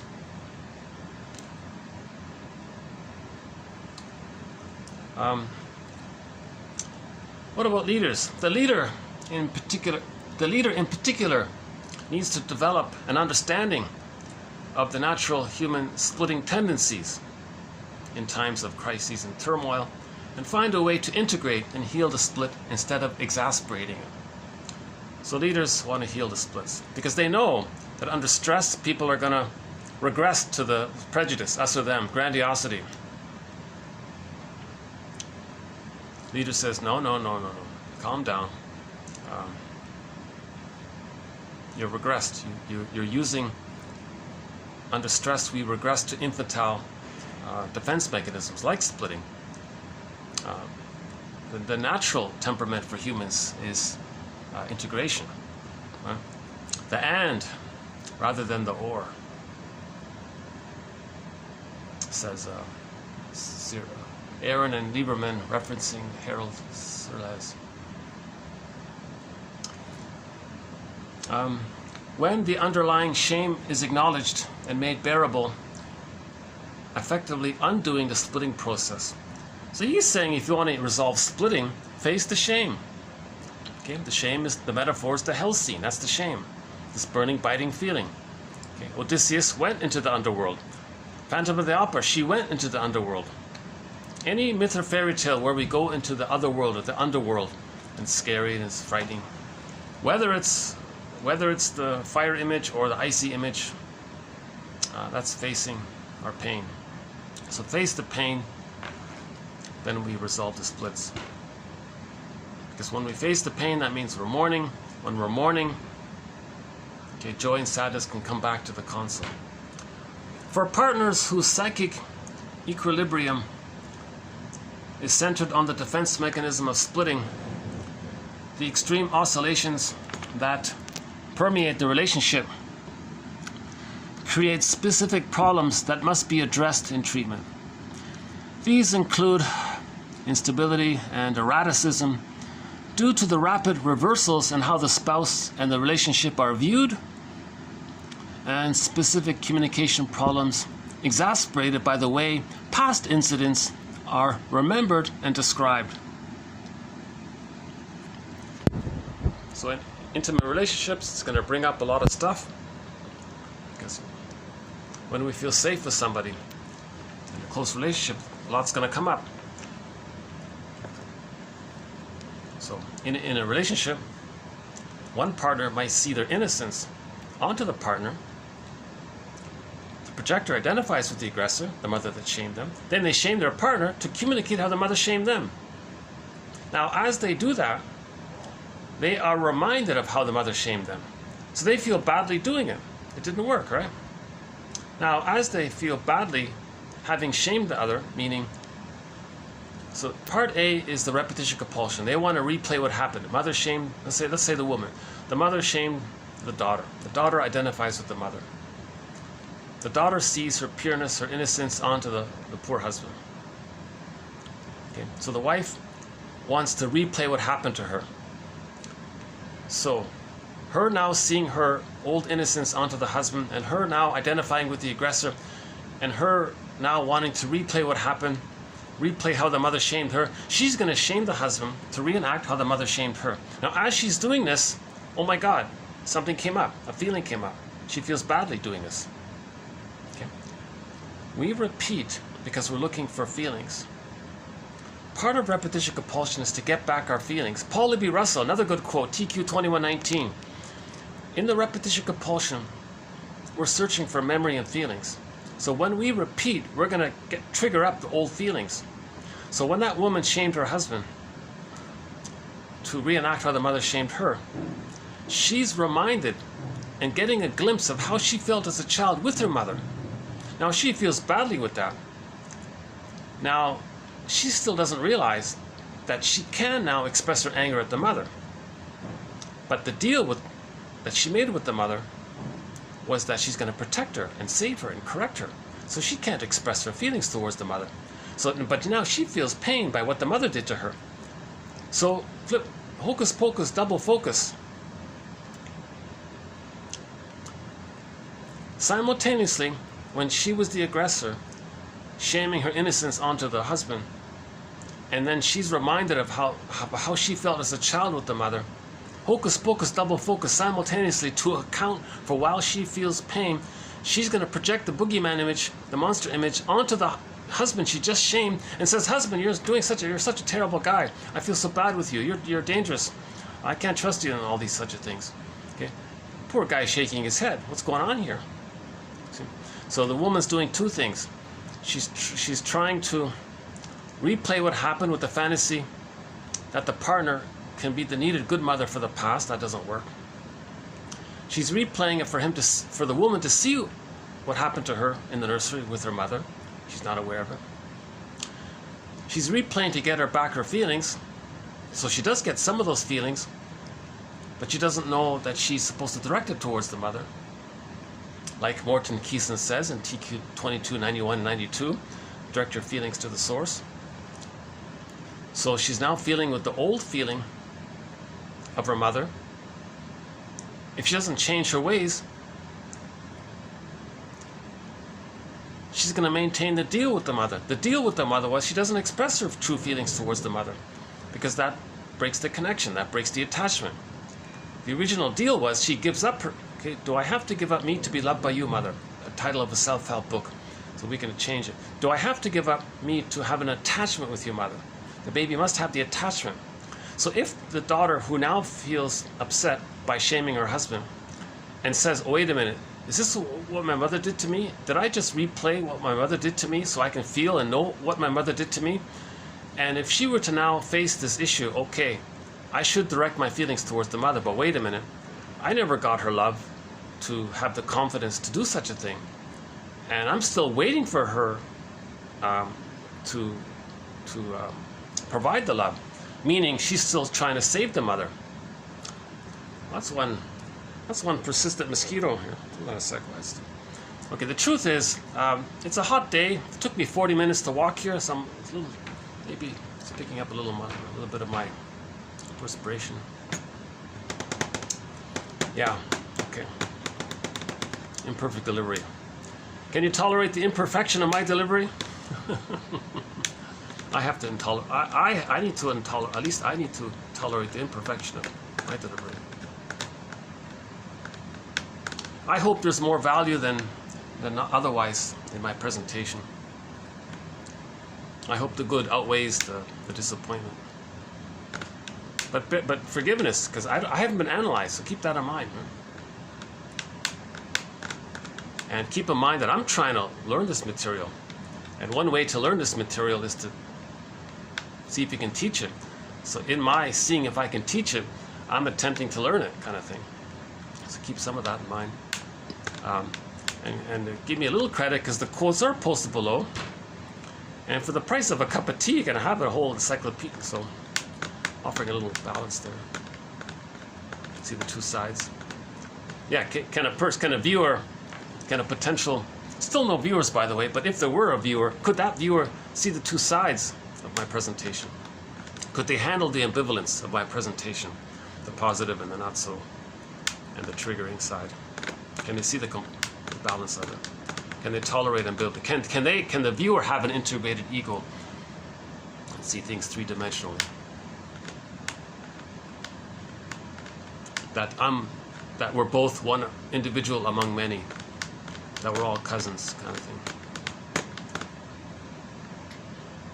Where are we here? let's go back to the quote where were we here? Oh yeah, the relationship one. Yeah, okay. So, underappreciated point. Okay, I'm calling it hocus pocus double focus because of the fusion. With the splitting, that means they're still fused. It's split, goddess and demon, but they're still fused. They're still bonded with the aggressor, and they become like the aggressor. Identification with the aggressor. It's that adhesive thing, the tar pit thing, the Velcro thing. It's painful like that, right? You'd be stuck with the mother, married with mom. The mother married the son against his will. He's very angry at his mother, or the daughter. So in the case of a daughter, we call that the electric complex. In the case of the son, we're calling that the mother complex. Now the mother doing this has the Jocasta, is using the Jocasta style of mothering, where she's using the child to meet her needs. Hence the children need her even more, hence the adhesive attachment. The metaphor is she married the children. She parentified the child, partnerified the child, didn't allow the child to be themselves. They couldn't leave the mother, so hence metaphorically married to mom. Okay, metaphor for the inner issue. Metaphor for the concept of the self is still blurred with the concept of the other. That's what that means. So because of the fusion, it can flip around. Mother shames the baby. Baby identifies with the aggressor. The shame self is seen onto others, onto the husband. Reenactment. The woman's going to shame her husband to replay and reenact how the mother shamed her. A, for the fantasy that the partner can be the good parent that needed to be there. That doesn't happen. B, for her to be aware of how her mother treated her. So if that didn't happen, then C, now she's feeling what she should have felt as a child or couldn't feel but needed to feel. Now that's coming up. Now if she's not aware that she now has an opportunity to know how she as a child felt in the presence of her shaming mother. If she's not aware of that, how does she deal with the pain that she's now feeling that's been triggered up by her own behavior in the attempt to heal? Okay, insult to injury. She's now going to flip it around. She's going to project the boogeyman monster mother image onto the victim and says the husband is so dangerous and threatening. I can't trust you. It's not safe with you. You're so... Husband's shaking his head. Kind of thing. For partners whose psychic equilibrium is centered on the defense mechanism of splitting, okay, oscillations take place. So she's all good, he's all bad. Reversals. She's the aggressor, now she's the victim. Now her doing this is all good, because the breast created splitting. Splitting is good, prejudice is... Okay. Remember, the baby can't tell the difference between the breast and his experience at the breast. If the experience of the breast is the splitting and the greed and the envy, they replay it to stay connected to the mother, to still get her love, to stay loyal to her. At the same time, they're loyal to her, they're preserving a deal with her. The deal was they'll give themselves up to see if they can save her. Why? It all goes back to the lost paradise. The babies can't have paradise lost at birth. They need an extended paradise for the first 4 to 5 months. So this woman's behavior is an attempt, at the end of the day, to get the paradise from the past with her mother. It's not going to happen. So, well, several layers, a lot of multi-layered thing here. The image of that is either the labyrinth or those dolls inside dolls, or boxes inside boxes. Yeah, isn't there a toy, a little open the box, there's another box inside, open a box, there's another box. Or is it the babushka doll, you open the doll, inside there's another doll, those kinds of things. So that's sort of an approximate idea here. Yeah, somebody said therapy is like an onion. You peel the layers and then you cry. The layered thing, right? Notions such as repression and splitting convey the complexity of a mind in communication with itself, trying to resolve the contradictions of social experience interacting with personal desires. The baby had a personal desire. The social experience was the breast. A compromise has got to be made. So it's all very complex. So all of these, so we study this complexity in 1001, Windmills of the Mind. How trauma and its vicissitudes are directly dependent on the person's capacity to resolve the splitting that trauma creates in the mind. The use of metaphors in the process whereby trauma becomes thinkable and can therefore be integrated into the self. Yeah, so he was emphasizing the value of metaphors because the metaphor describes something that's undescribable, but you're conscious of it, so it links the two. That's his theory here.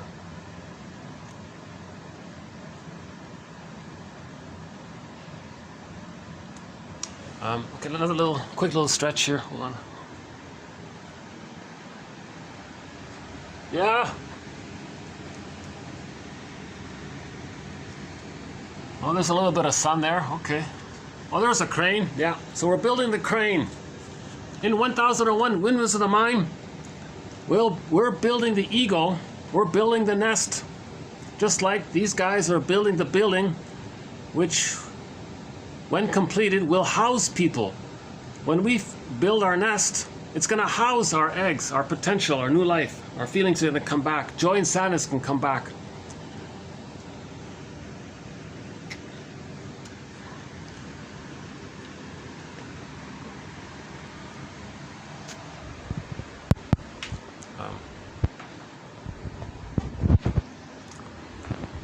Okay, just on a lighter side here. So that was a 25. All of that which you just heard was TQ 2501 in multiple parts here.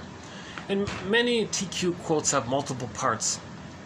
So although we now have 2,503 therapy quotes, because many of them are in multiple parts, I haven't done the final tally, but it's well over that number. Plus, in the collection, in the file, there are roughly another 2,000 quotes in the honorable mention category. So all in all, the file has at least 7,000 quotes, maybe 5,000 in the TQ area, and the other 2,000 in the honorable mention area. Now in this YouTube channel here, Psychoanalytic Self-Awareness Quotes, we have the TQ quotes only. If somebody wants the honorable mention quotes, they need the file through the coffee page. Okay, let's do TQ 2502. On a lighter note here, somebody just made a little joke about therapy. So I'm giving this a TQ quote because we need to lighten things up once in a while. So two little jokes here. Definition of psychotherapy. 1, the care of the id by the odd. So usually it's where id. So all of the energy in that bag, it's called the id, right? All of the energy. Where id was, ego shall be. We want to be conscious of what's unconscious. So everything in the bag is the id. All of the energy. We want to be conscious of it. Sometimes we say, where id is, I will be. Or I will. So we're accepting ourselves. So psychotherapy, the care of the id by the odd. So people say shrinks are often quite odd. They're traumatized, so they're interested in self-healing as well. One of the jokes from this guy was, oh yeah, psychotherapy. Some therapists, well, psychological. Oh, never mind. Okay, so psychotherapy, the care of the id by the odd.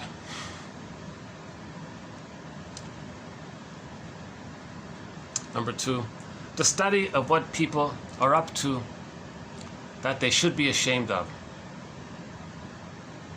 See, it's too painful to admit something about ourselves. So what are we up to? That's our defense mechanisms.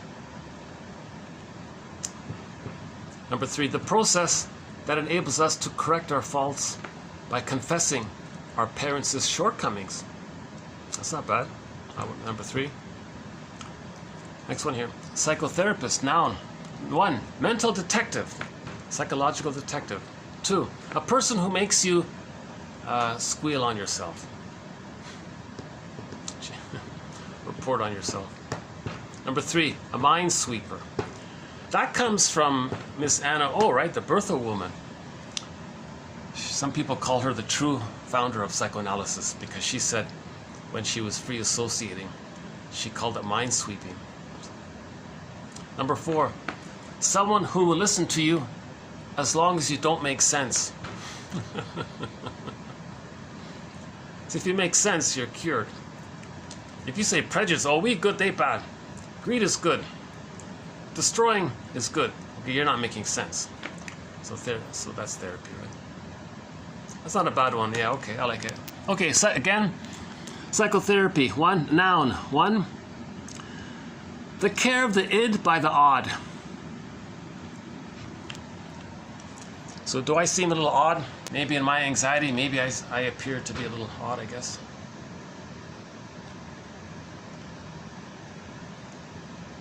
Anxious, odd. Number 2, the study of what people are up to. Okay, that's their rationalizations and their defense mechanisms that they should be ashamed of, meaning that they feel too painful to admit. It's too painful to admit this, so we're up to these other things as to soothe ourselves.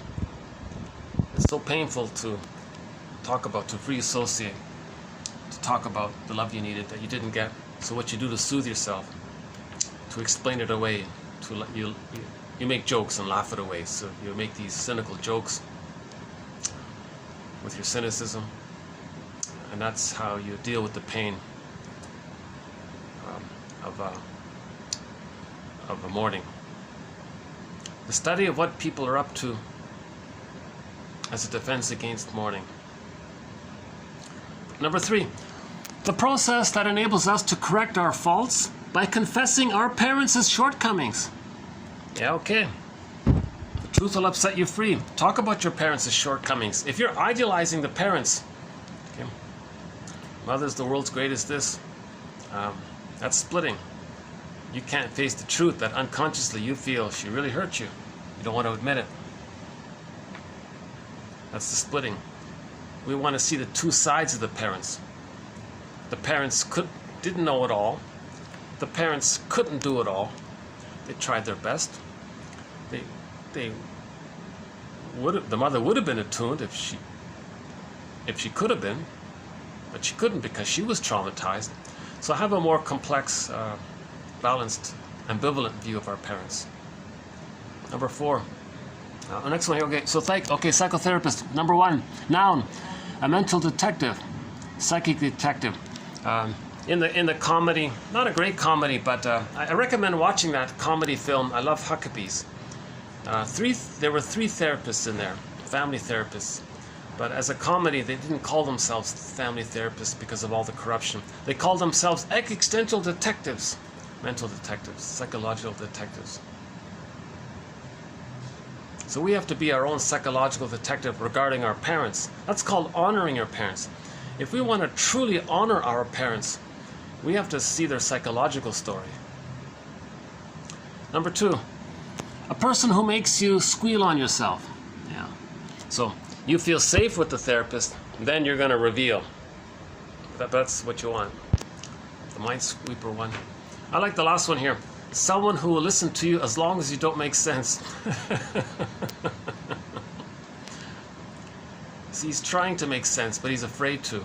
If he makes sense, that means he's feeling and healing. But he's afraid to make sense. Kristen Wilson, if you're not in your body, you're not making sense. It's disembodied discourse that's causing all of this dysfunction. That's a good one here. A psychotherapist is someone who will listen to you as long as you don't make sense. Once you make sense means you're in your body. We're looking for our embodiment, right? In the White Bear King Valamon, the princess fell in love with the bear. She married the bear. A metaphor for her embodiment, being in her body, the bear, the body, she's embodied. And the golden reef was her feelings, alive, her vitality of aliveness of her feelings. Again, myths and fairy tales are metaphors. So that whole story of the White Bear King Valamon, Robert Bly explains that every character, including the Boar Queen, the scary monster woman who wants to devour them. Remember in the Boar Queen, she wants to devour the people. She eats people. She's picking on the bones of people she ate. Huh? So that's the image that the baby creates. The baby paints a picture of his mother as a container for his feelings and needs to take in and devour the breast. So that's represented in the fairy tale of the Boar Queen. That's the mother. Exaggerated because that image is distorted by the projection of the baby's rage and his wishes to devour and take in. So he says, though, this monster Boar Queen woman wants to take in. You see?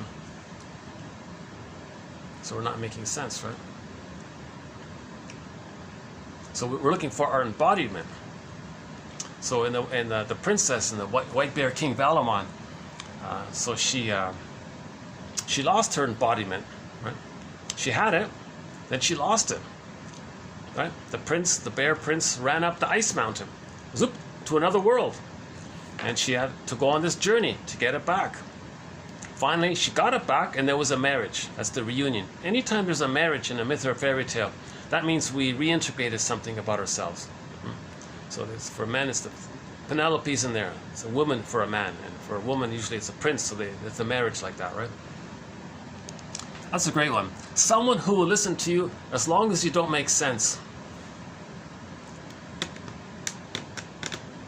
See, if you make sense, then you're congruent, then you're in your body. When a person doesn't make sense, Helmut Kaiser says, if they're very duplicitous in their communication, they're not making sense. They're all scattered, schizoidal, they're all scattered, and they're duplicitous.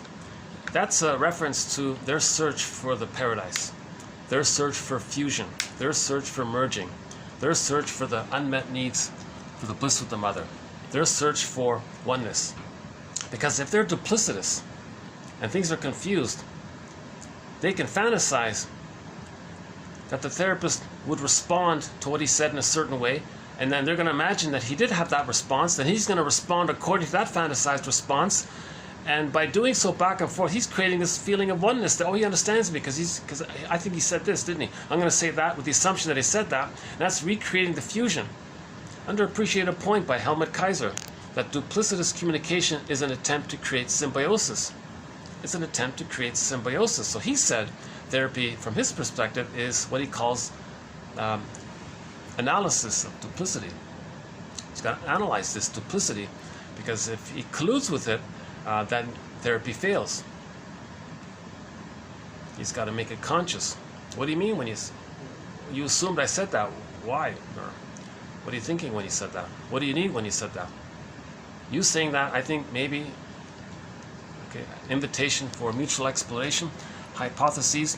Perhaps you were looking for a sense of oneness with me, because you responded as if I said that. You put words on my mouth, kind of thing, and you're responding to those words that you put on my mouth. Right?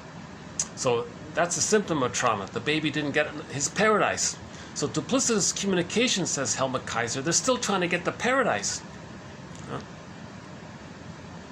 So he's not making sense. I'm not your breast mother. You're not making sense, and you're trying to create this confusion, to create this blurredness, this confusion. It's like a foggy oneness. The baby and the mother are in this foggy oneness. Right? Like today's a foggy day, right? Again, someone who will listen to you as long as you don't make sense. If you make sense, you're in your body. That means you found your feelings. You found your golden ball. You found your embodiment. You're cured. You're healed. If we make sense, we're good. I'm okay, you're okay. You have your ontological self. You found yourself. If you find yourself, then you make sense. If you don't have yourself, you don't make sense. You're convoluted, double-think, and bafflement. Confuse them with your tricky talk, or confuse them with your nonsense. Make people feel helpless, because when you were a child, you felt helpless. So you're replaying the trauma, that kind of thing.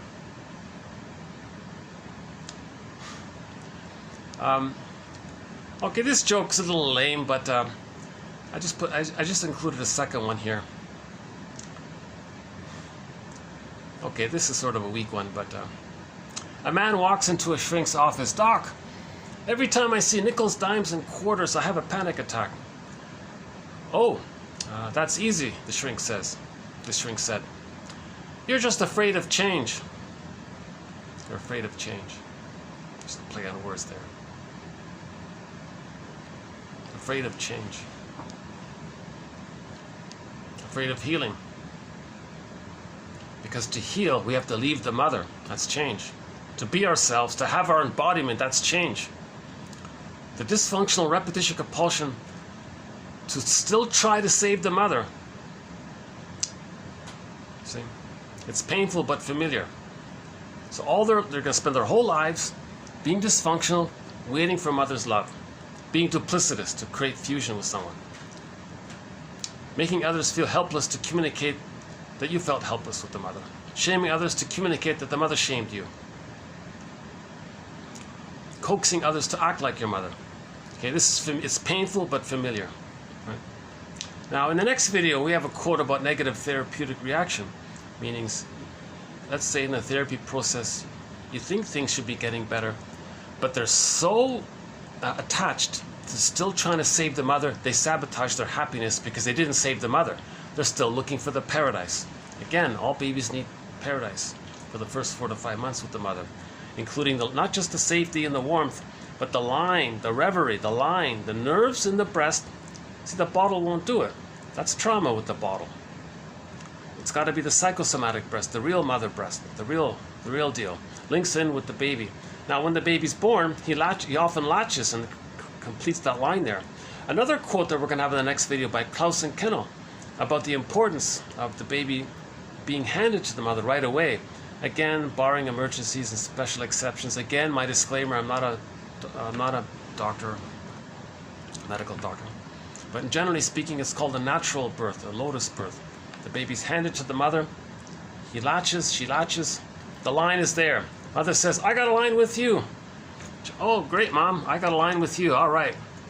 So that's our song for that important point. I've been borrowing the song by the rock band Spirit.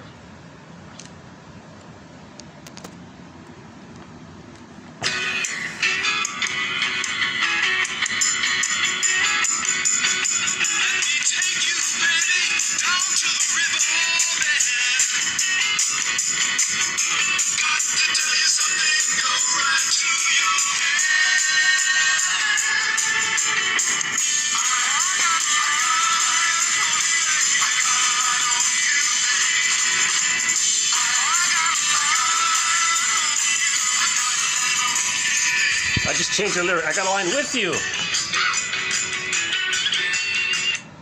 He's excited. He's excited. And the song says, "I got a line on you, babe." So I got a line with you, baby. So the baby needs that line. It's called reverie. It's called attunement. Klaus and Kinnel calls it attrainment. They're on the same track, kind of thing. If the baby doesn't get that line,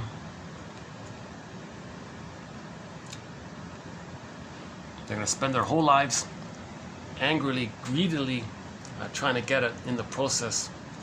They're not getting it, so they don't want to be reminded of the goodness, hence the envy. It's being envy, hatred of the good now. Because they can never get the good, so it's too painful, kind of thing. Okay, next one here. So next one will be, that was 2. Next one's 03. About transference. So this will be short. How are we doing here? This one will be short. Transference. As the term implies, we transfer the experience with the mother in the past. We transfer that experience in the present by distorting the present, misperceiving the present, misusing the present, casting people in roles, making it up, falsely believing it, getting yourself to believe it, because of this compulsion to replay the past, because of the pain we're feeling. We're going to replay it in the fantasy quest for a new past, to undo the past. So we're going to replay the past in the present. Okay? The present becomes like a new replay of the past. The present becomes like a new edition of the past, or a new version of the past.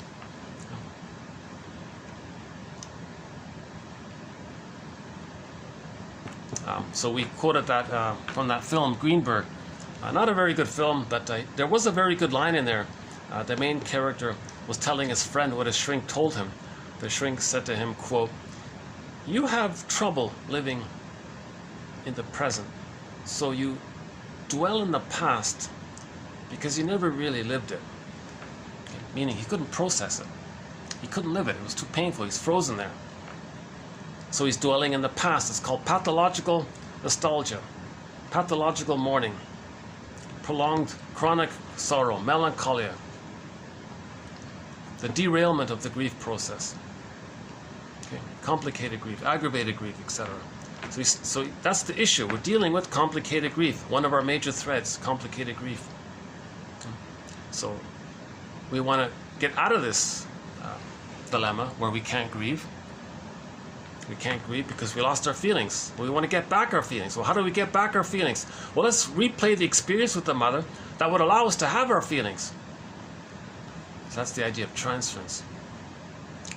Transference is distinguished from non-transference not by being a distortion of reality per se, but by the rigidity with which the person maintains his views of reality as shown in his relative obliviousness to external circumstances and changes and to alternative modes of relating to others, which in turn have the potential of evoking different kinds of responses and new forms of interpersonal experience. The person in the grip of a transference is blind to such potential. So he's saying here a characteristic of transference is its rigidity, despite any evidence to the contrary. Okay? They have an emotional need to perceive the person in the present as the parent. Cognitively, they know that the partner isn't the mother. But because of the unfinished business with the mother, they emotionally will relate to the partner as if they were that mother. And that's called transference. And the partner, look, I'm not your mother from the past. Oh, I know. But they're still interacting with them emotionally as if they were. It's kind of split like that because of the compulsion to get a better pass with the mother. So, you see? So that kind of rigidity to demand that the partner be the good parent for the past, and this compulsion to do it, hence the play title, I love you, you're perfect, now change. So they want the person to change all the time. And the partner says, look, I'm a person, I wasn't even in your town when you were a child. How are you thinking that I'm your mother reincarnated? What are you doing here? That's cognitively he knows, but emotionally he doesn't know. Emotionally, he's still in the timeless nursery. He's still in the nursery emotionally. So the falling in love quotes are good for this. TQ 2435-9, that one there. For a regressive transference to be useful, the client has to have a reasonable ego available to him in order to make use of transference interpretations and to resolve the transference. He has to be capable of splitting off a relatively reasonable object relationship with the therapist from his more regressive fantasy transference. So here's the idea where the guy is going to transfer to the therapist, and the therapist makes an interpretation, and the projector can go, oh, okay, I get what's happening here. Yeah, I know you're not the parent, but I'm emotionally doing it like you're my parent. Oh, hold on. Oh, that's a unique scene there. Let's see. Oh yeah, look at that. Got some kind of fancy helicopter there, eh? I don't know if it's showing up there, but okay. How's the sun doing?